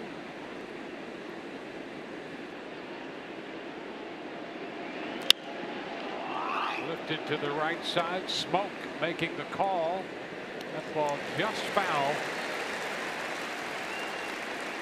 1 away in the 7th. Right, Souza fired his bat down. 3-1 count, comes off speed and pops it up. Kind of sums up the series so far. Logan Morrison, the left-handed hitting DH is due, and another call to the bullpen brought to you by the Florida Lottery.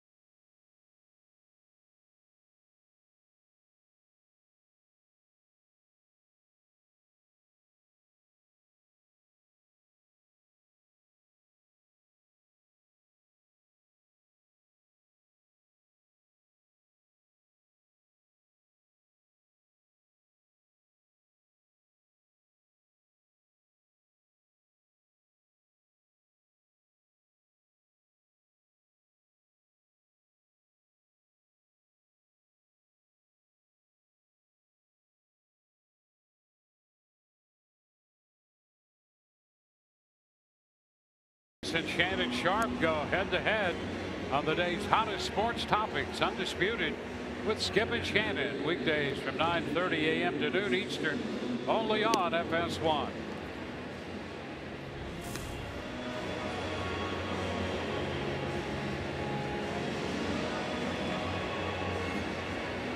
Tim Mesa, the tall left-hander, who was in the other night in Tuesday's game, comes on here.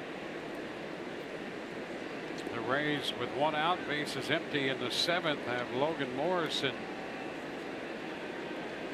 set to step in against him. The first pitch is a strike. Morrison did not face him when Meza worked the 9th inning Tuesday in his major league debut. He's had a couple hits off him, but did not score.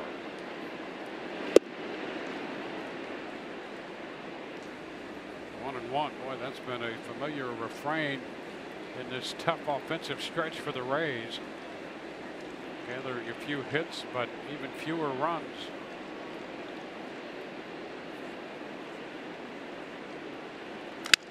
There's a line drive and a base hit over the head of Barney into right field. So a base hit against the lefty for Morrison, and the Rays have a base runner again. They've had runners on base in every inning so far, managing 2 runs, 1 on 1 out in the 7th now.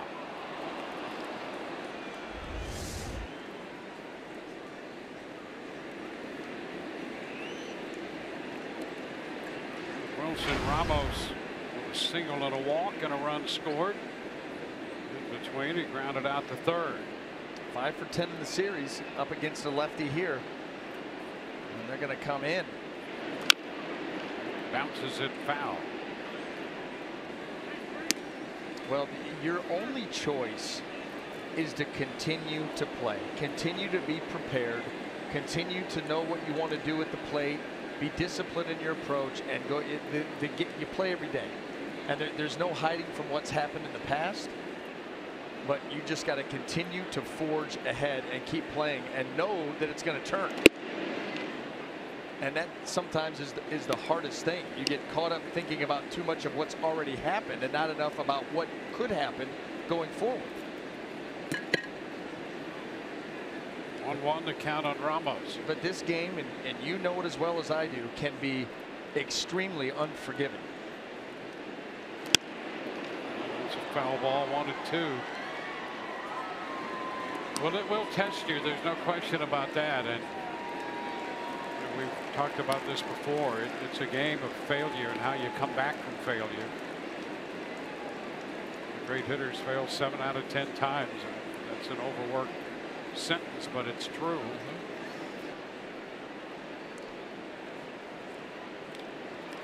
One on, one out.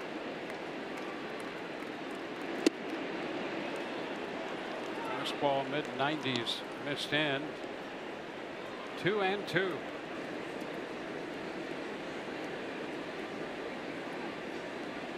Ramos had a base hit here the other night against Meza.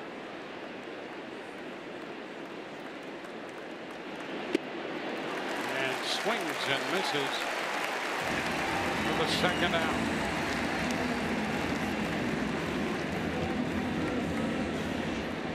Well, he came with a nasty off-speed delivery here, Meza.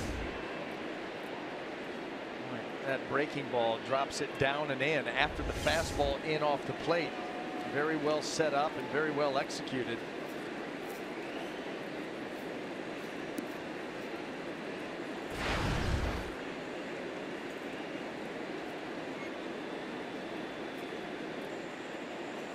It's Corey Dickerson against the left-hander. The fastball at the knees is in there for a strike. That's a firm fastball with a downhill angle. Tim Meza, he's a tall guy, 6'4", 6'5", and his arm angle driving that pitch downhill and creating an angle down and away. Pitch probably looked like it was a mile away from Corey Dickerson.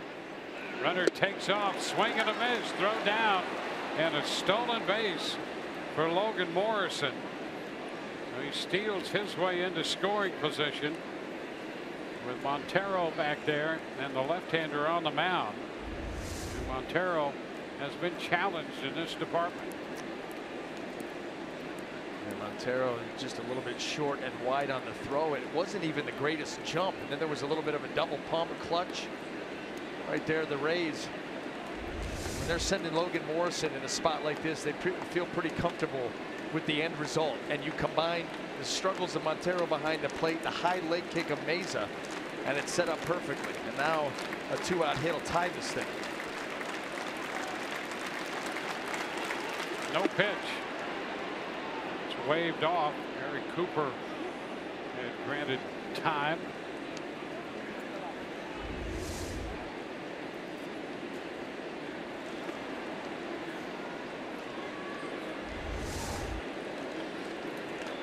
So the count's still 2 strikes.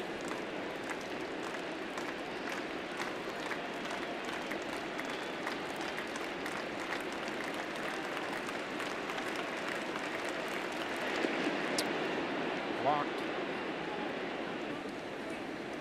1-2.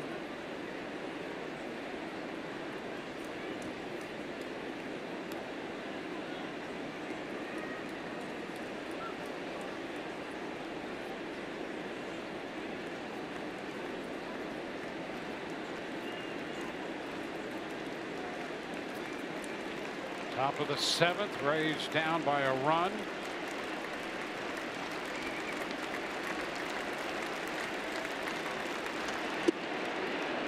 Now 2-2. The Rays have labored to score at all today with these 2 runs. They've had men on base in every inning. Alex Smith triple home a run in the 4th. Fielder's choice ground ball by Brad Miller got a run home in the 6th.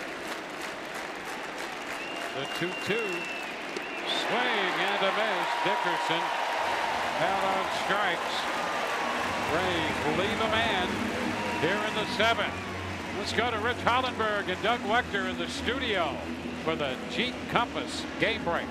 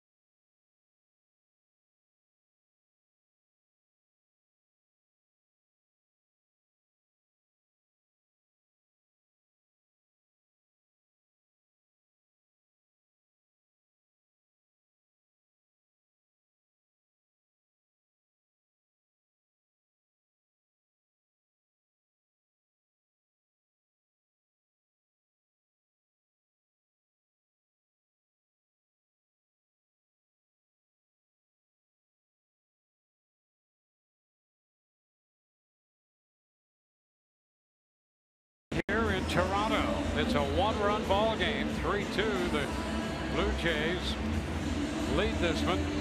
The Rays in this series have left 42 men on base, and they're 1 of 11 with men in scoring position today. And on to the bottom of the 7th is Chris Archer to face Miguel Montero. 91 pitches for Archer through the front 6.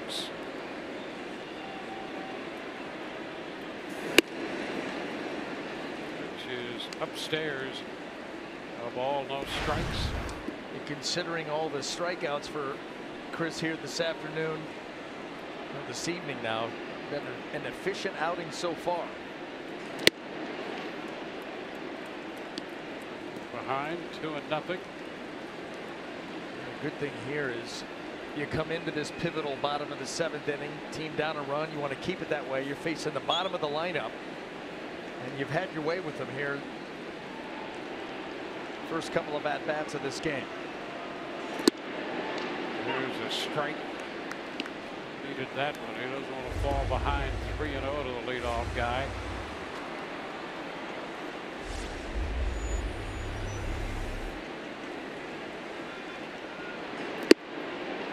Picks up the corner. Montero a word with Eric Cooper. It's 2-2.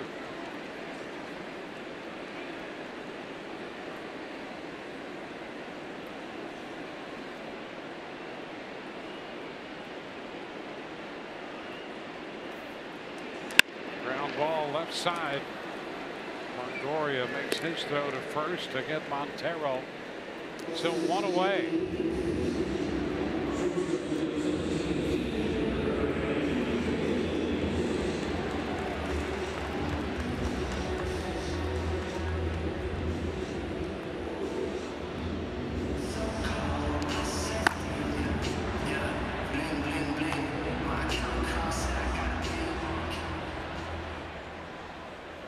Goins stepping in.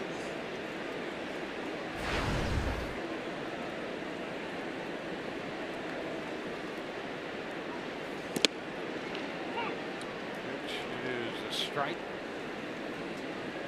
95.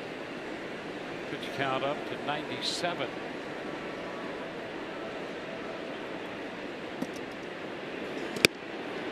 This is the 15th game this year that Archer has pitched into the 7th inning. And he has struggled, frankly.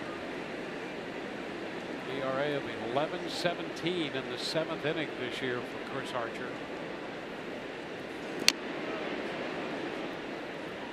Well, the one plus side that he has going for himself is facing the bottom of this lineup that's been pretty impotent for the Blue Jays all series long. And you've got 7, 8, and 9, and if you just aren't making terrible mistakes, you should have no problem going right through them like you have earlier in this game. So that's what the hope is. You've got 2 more shots on the offensive end, but you need a 0 here. His pitch count has been pretty good to this point. A couple of high pitch count innings, but everything else in line. Fastball foul back. Steve Cishek up in the Rays bullpen.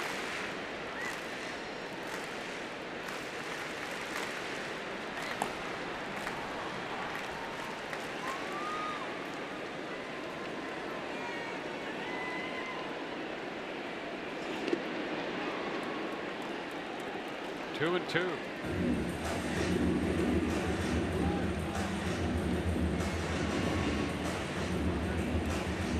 Archer's given up 5 hits.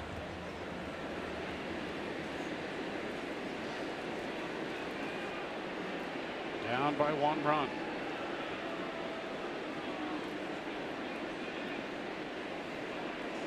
And a cut to miss, and a nice slider right there.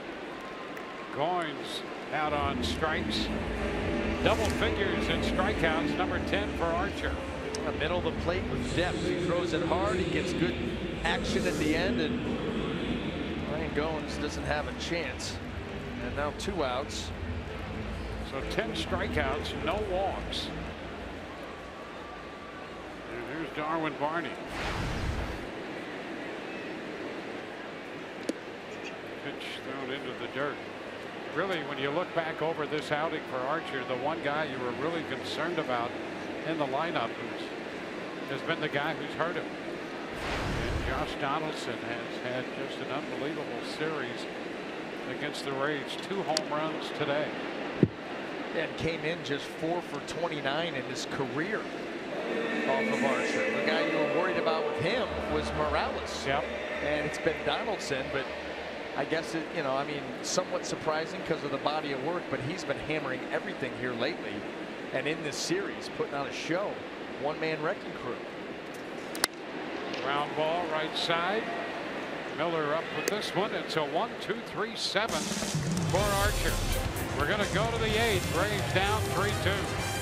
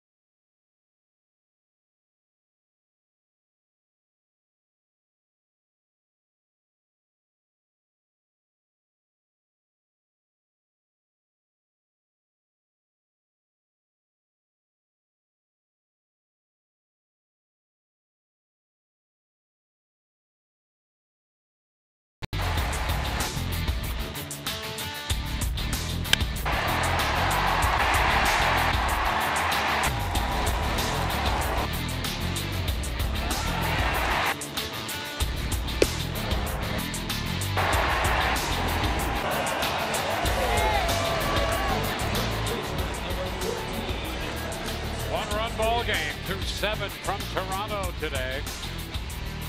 Blue Jays scored first. They've led throughout the afternoon. Chris Archer, 7 innings, 10 strikeouts. He surpassed 1,000 in his career. And Josh Donaldson with 2 more home runs in this series, 4 in the series. And it's a 3-2 game. Rays coming in to hit in the 8th. Dominic Leone, the new pitcher, 5th of the day for the Blue Jays, on for the 47th time. And more than a strikeout in an inning, opponent's average of 185. Echeverria, then Borges, followed by Miller. There's a little tapper in front of the plate. Montero out there got a good angle on the throw down to first. Echeverria out on 1 pitch. That ball right off the end of the bat and something moving away.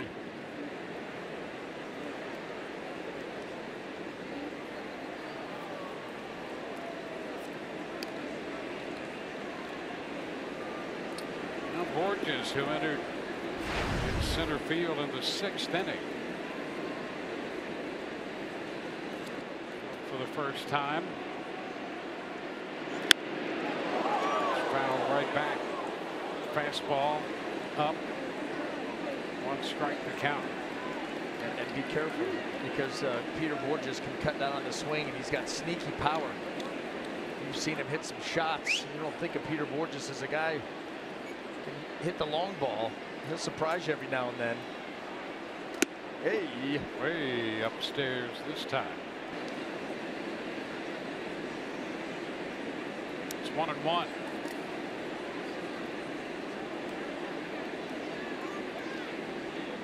Rays would like nothing more than to find a way to get Borges on board. Another Ray that can run fast, can all run.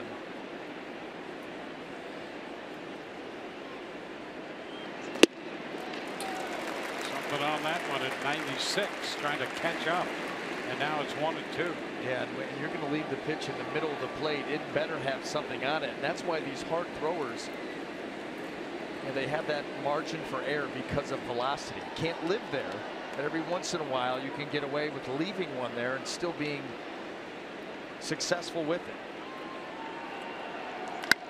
Ground ball chopped through the hole on the left side. There's a base hit, and Borges is aboard. The Rays continue to get base runners. Nobody went after it either. I don't think anybody would have gotten it, but Donaldson looks over at Ryan Goins, assuming that he maybe has a chance to make a play on it, but he was pushed up the middle. And just a two-strike approach, put the ball in play, and let's see what happens. Turns out good for the Rays. Here's Brad Miller.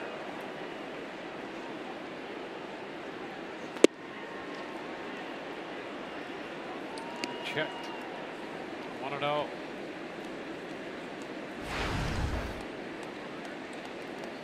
Miller drove in a run with a fielder's choice in the 6th inning. Borges back in at first.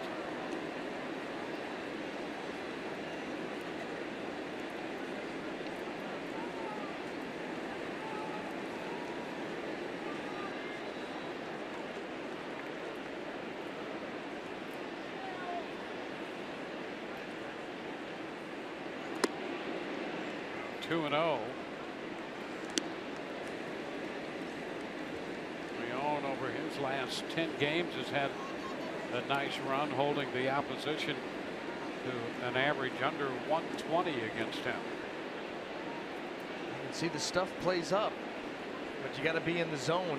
And right now they're going to come in. Dangerous pitch. Oof. 2-1 on that big swing. Yeah, well, you know what? 2-0. You're coming down and into a lefty, and you think, give the Rays the lead. He tried to.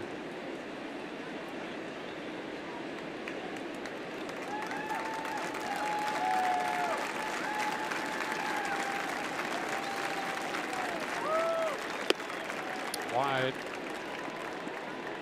Up and away at 95, and the count is 3-1. Tommy Hunter along with Steve Cishek in the bullpen. Cishek was up earlier.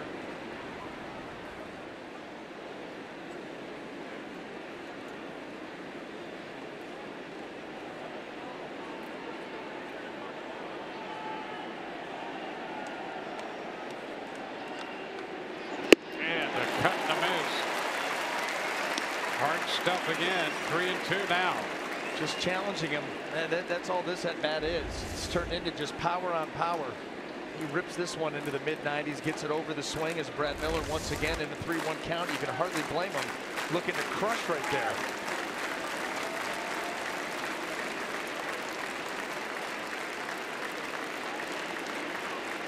Runner goes. 3-2. Strike 3 call. Throw down.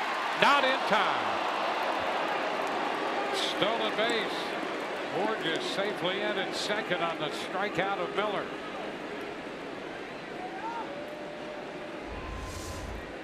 Took that fastball right down the middle. And Montero out there throwing, trying to get it down there and not in time. The Blue Jays slow playing this. It turned out to be pretty close, but that right foot is in there and he is safe.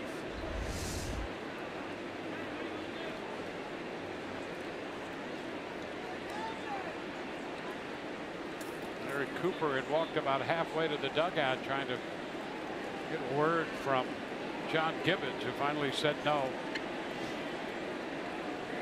and smiled. Here it is, D-Wayne. Yes, sir, with Borges at second base and Evan Longoria at the plate against Leon. And if he wants to stay away, he's got a lot of room to work with on the right side, and we've seen him do it before. Swing and a shot back into straightaway center. Carrera's going to go to the wall. He'll leap. Oh, and he makes the catch. It fell. He did not make the catch. He did not hold, and the Rays have tied this game. A leaping attempt by Carrera out there in center field, and for a moment it appeared that he was going to pull off a sensational grab. Longoria hitting it deep to center, and the Rays have tied this game. Right down the middle. Ball well struck. Ezekiel Carrera gets on his horse, gets back to the wall.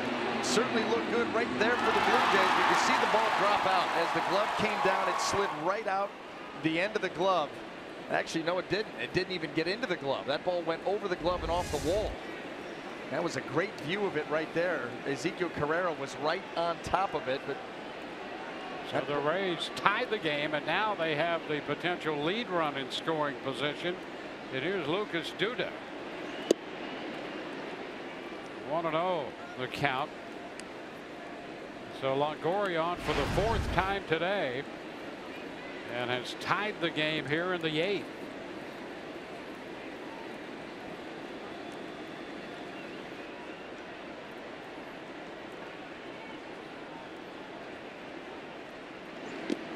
This went down around Duda's feet. Another look at that. Yeah, the best look right here. You can see the ball just never got into the glove. A good effort by Carrera, but that ball clearly off the wall, never touched the glove. So now they're going to walk Duda intentionally. Steven Souza Jr. up here.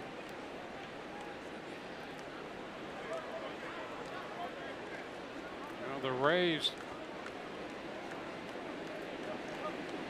had been 1 for 11 with minutes scoring position. They finally get a guy home on the double by Longoria to tie the game.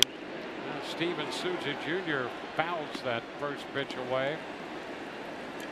At all shocked that Gibbons does not have Kevin Pillar in for defense late, because that may have made a difference. Yeah, one of the better ones. That's right.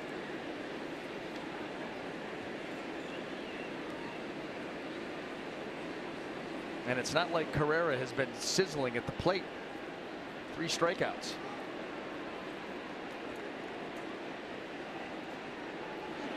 Upstairs now 1-1.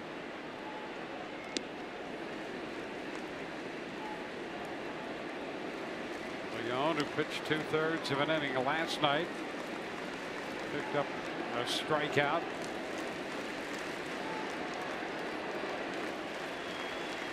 Back in action here this afternoon. Boy, how big was that steal by Borges on the strikeout of Miller. He has scored the tying run, Borges. And then the pitch fouled away. Out of play, 1-2.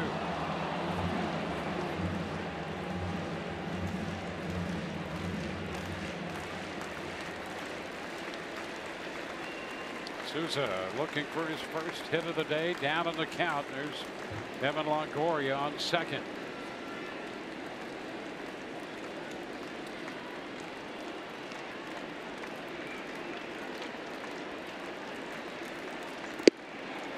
Close. Just missed. And it's 2-2.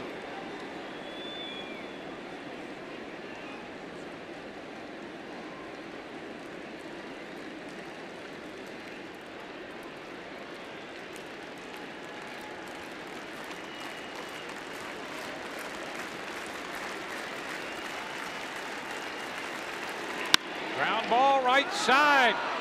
Picked up by Barney. He's going to throw to the plate. The bases are going to be loaded. Barney got there and immediately thought about that potential lead run just in case Longoria had rounded the bag, but he stopped at third and the bases are loaded.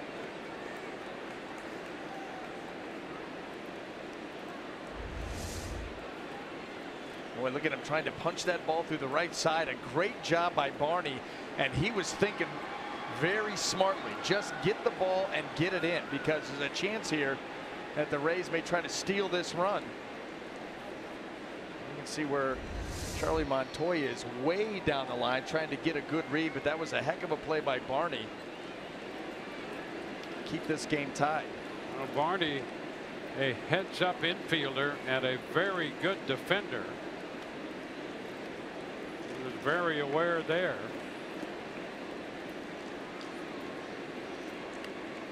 He won a Gold Glove over in the National League. And so the bases are loaded. Logan Morrison will be the hitter. Longoria third, Duda at second, and Souza Jr. at first with the infield hit. And there's a strike.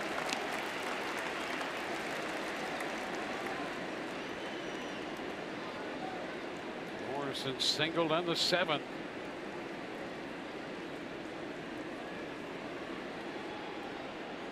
Bases loaded in the 8th. Tie game now. Ground ball foul. That puts the Rays DH down 2 strikes.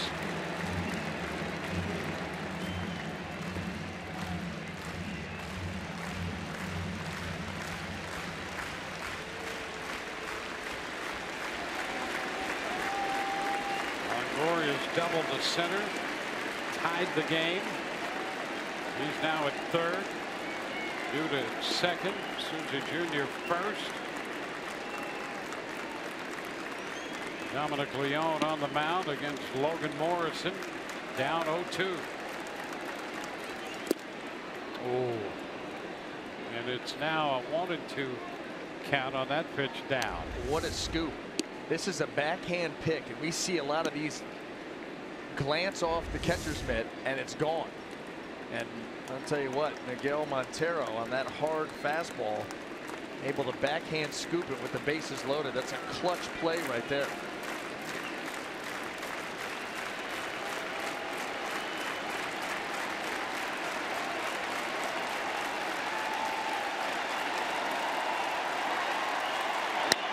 Ball right side. Barney up with it. Throw to first. Rays are out in the 8th, but they tie the game on Evan Longoria's drive to center field. He chases home Borges with the 3rd run of the game. It's 3-3.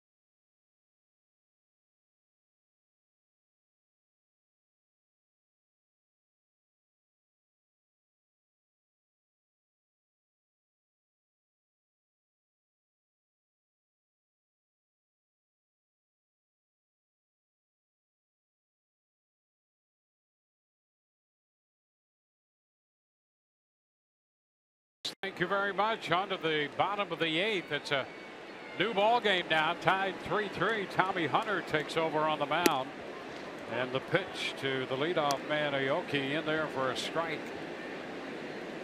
Fastball to start the Toronto right fielder. Donaldson next, and then Smoke. Cut and a miss. 0-2. Archer 7 innings, and now it's Tommy Hunter. And he's been on quite a roll. With 22 1/3 spectacular innings. All the way down. Ball, 2 strikes.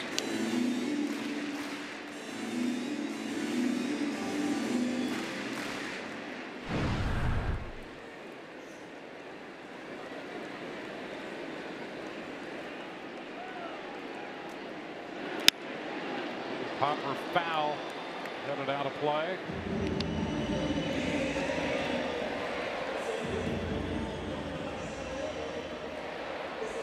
Archer 7 innings, 5-hit, 3-run baseball, a couple of home runs, 10 strikeouts, didn't walk anybody.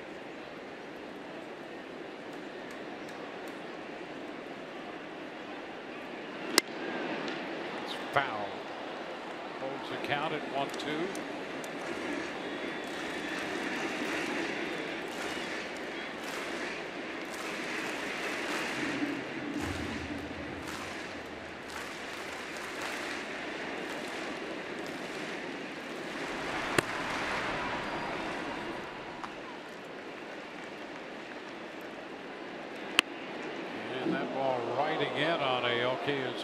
It's foul.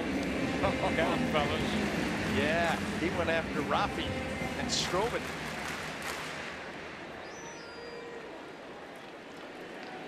Got to have your head on a swivel. Just happy to have it still on. That too. Another foul ball. Aoki up here just trying to battle, slap the ball, put it in play, make something happen. Tommy Hunter, he's going to attack. 96, 97 fastball, very good cutter, slider on top of it. Everything with Tommy Hunter has good velocity.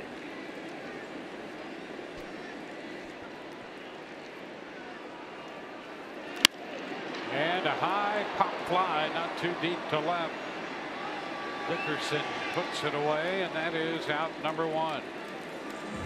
Well, good to keep Aoki off the bases with Josh Donaldson coming up. He's had a power series, including 2 more home runs today. Homered in the first and again in the 5th, accounting for 2 of the 3 runs allowed by Chris Archer. All you got to do is look at the locations of those pitches and stay out of the middle of the plate. And right now, you've got to take that mindset. I'm sure the Rays have been doing it this entire series. You can't let Josh Donaldson be the guy to beat you. Make somebody else in this lineup, because you take him out. Now, obviously, you can't do that. But if you don't let Donaldson beat you, who's going to? No one else has stepped up in this series at all for Toronto. Well, they took the first pitch mid-90s up out of the zone and fouls this one back. 1-1. Smoke on deck.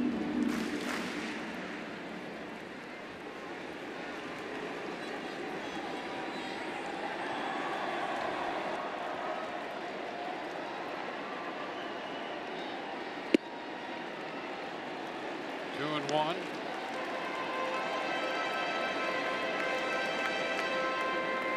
Donaldson 1 for 4 in prior matchups against Hunter.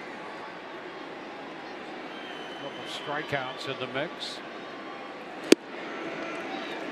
and he lays off. Hard stuff away. 3-1.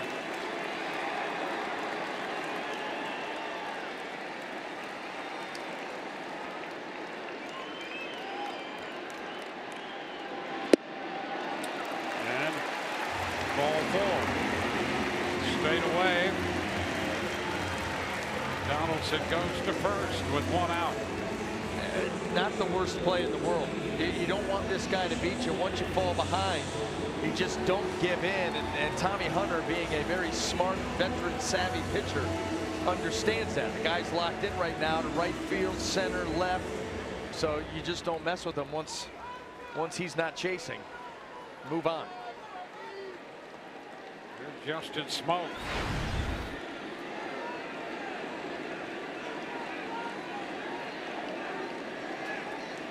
Smoke has the other run batted in. That came out a single in the 3rd. The pitch very close. 1-0.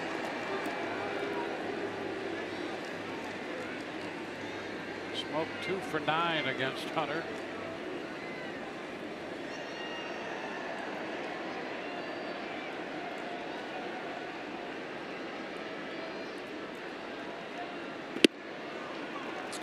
There again, 2-0. trying to keep Justin Smoke from getting his arms extended. So he's showing him that cutter, trying to get him to think it's a fastball. And by the time he goes after it, the ball's in on his hands. Keep it off the barrel, get soft contact, but he's missed with the first two.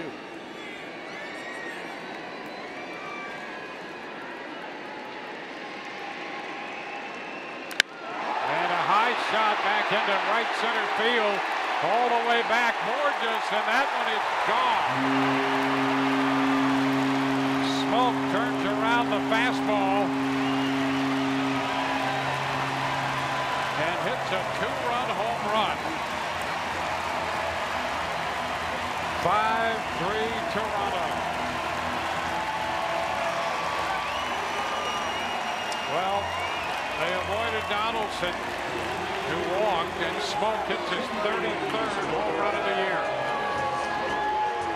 His first really big hit in this series, and boy, that's a crusher. You know, the way that Tommy Hunter approached it early on, the cutter's a good idea because you don't want to allow him to get his arms extended. But in the 2-0 count, he gets the fastball out over. Didn't quite get it away. Arms were extended, damage was done. Here it is. Trying to go away, that ball ends up middle. You can see Ramos reaching back for it out over the plate. No doubt. Morales lifting an 0-1 pitch into left. Dickerson makes the catch. 2 gone.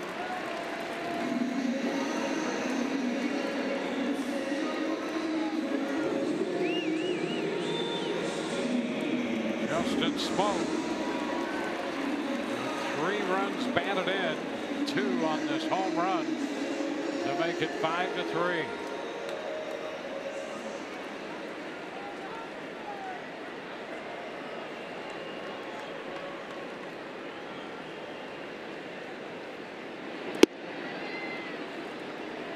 Steve Pearce takes ball 1.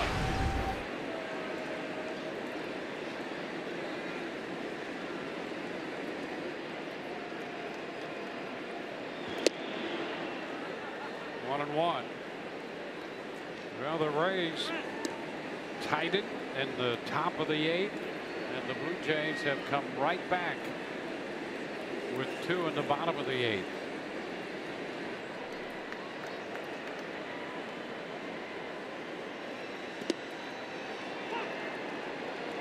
One and 2.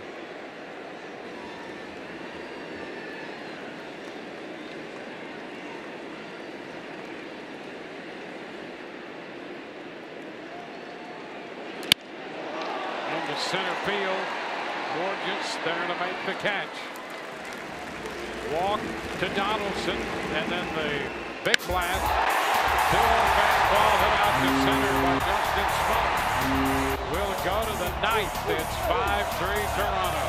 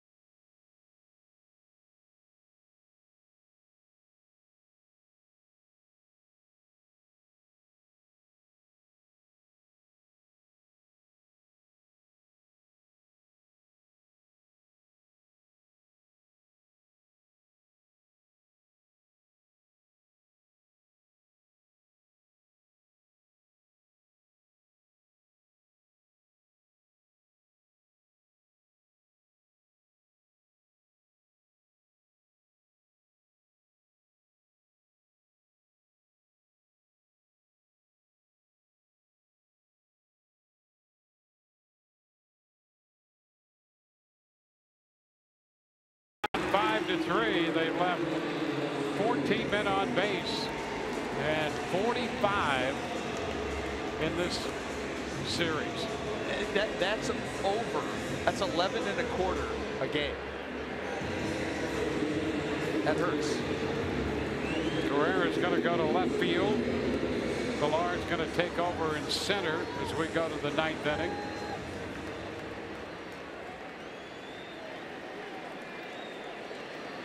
And the right-hander, Roberto Osuna,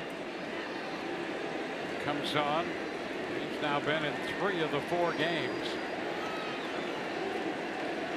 The Rays need a base runner, down by 2.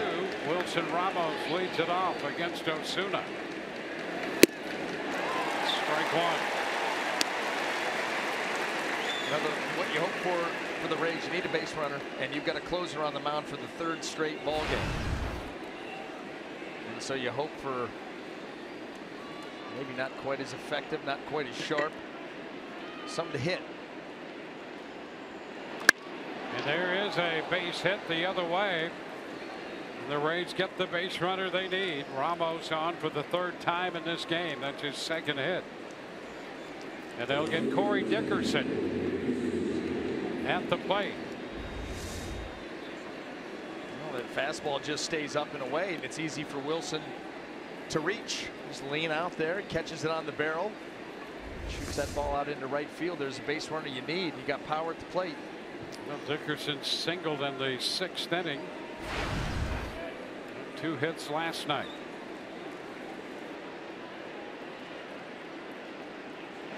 Ground ball, shortstop. Goins, Barney to first, and Dickerson grounds into the double play on the very first pitch. Osuna got exactly what he needed. 6-4-3 on the double play. Could not have set this up any better. 1 pitch, inside out, and look where Goins was playing. He was playing it perfectly. He did not have to move. All he had to do was bend over.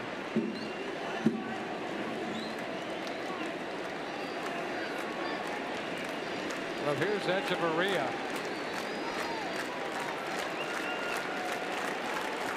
Echeverria, the last hope for the Rays today, and he takes a strike.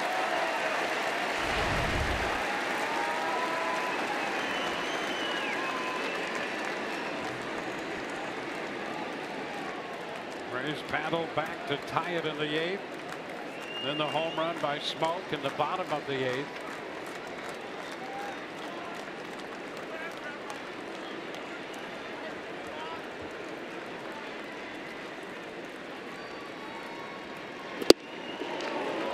Away off the plate. 1-1.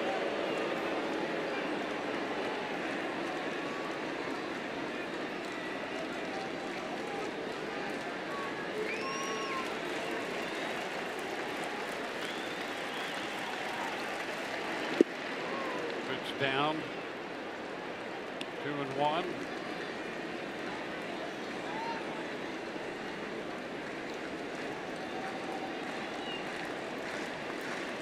Rays today have actually out-hit Toronto 11-6. But the long ball, 3 home runs for Toronto in this game. Echeverria trying to check. That's a strike. And the count goes to 2-2.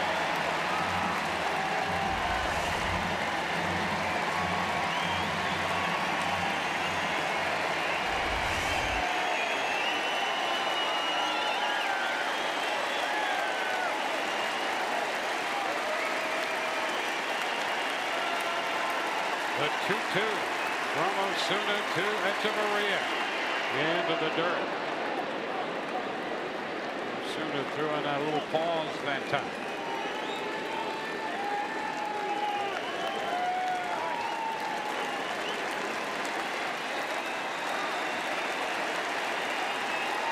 Leone and Hunter, the pitchers of record.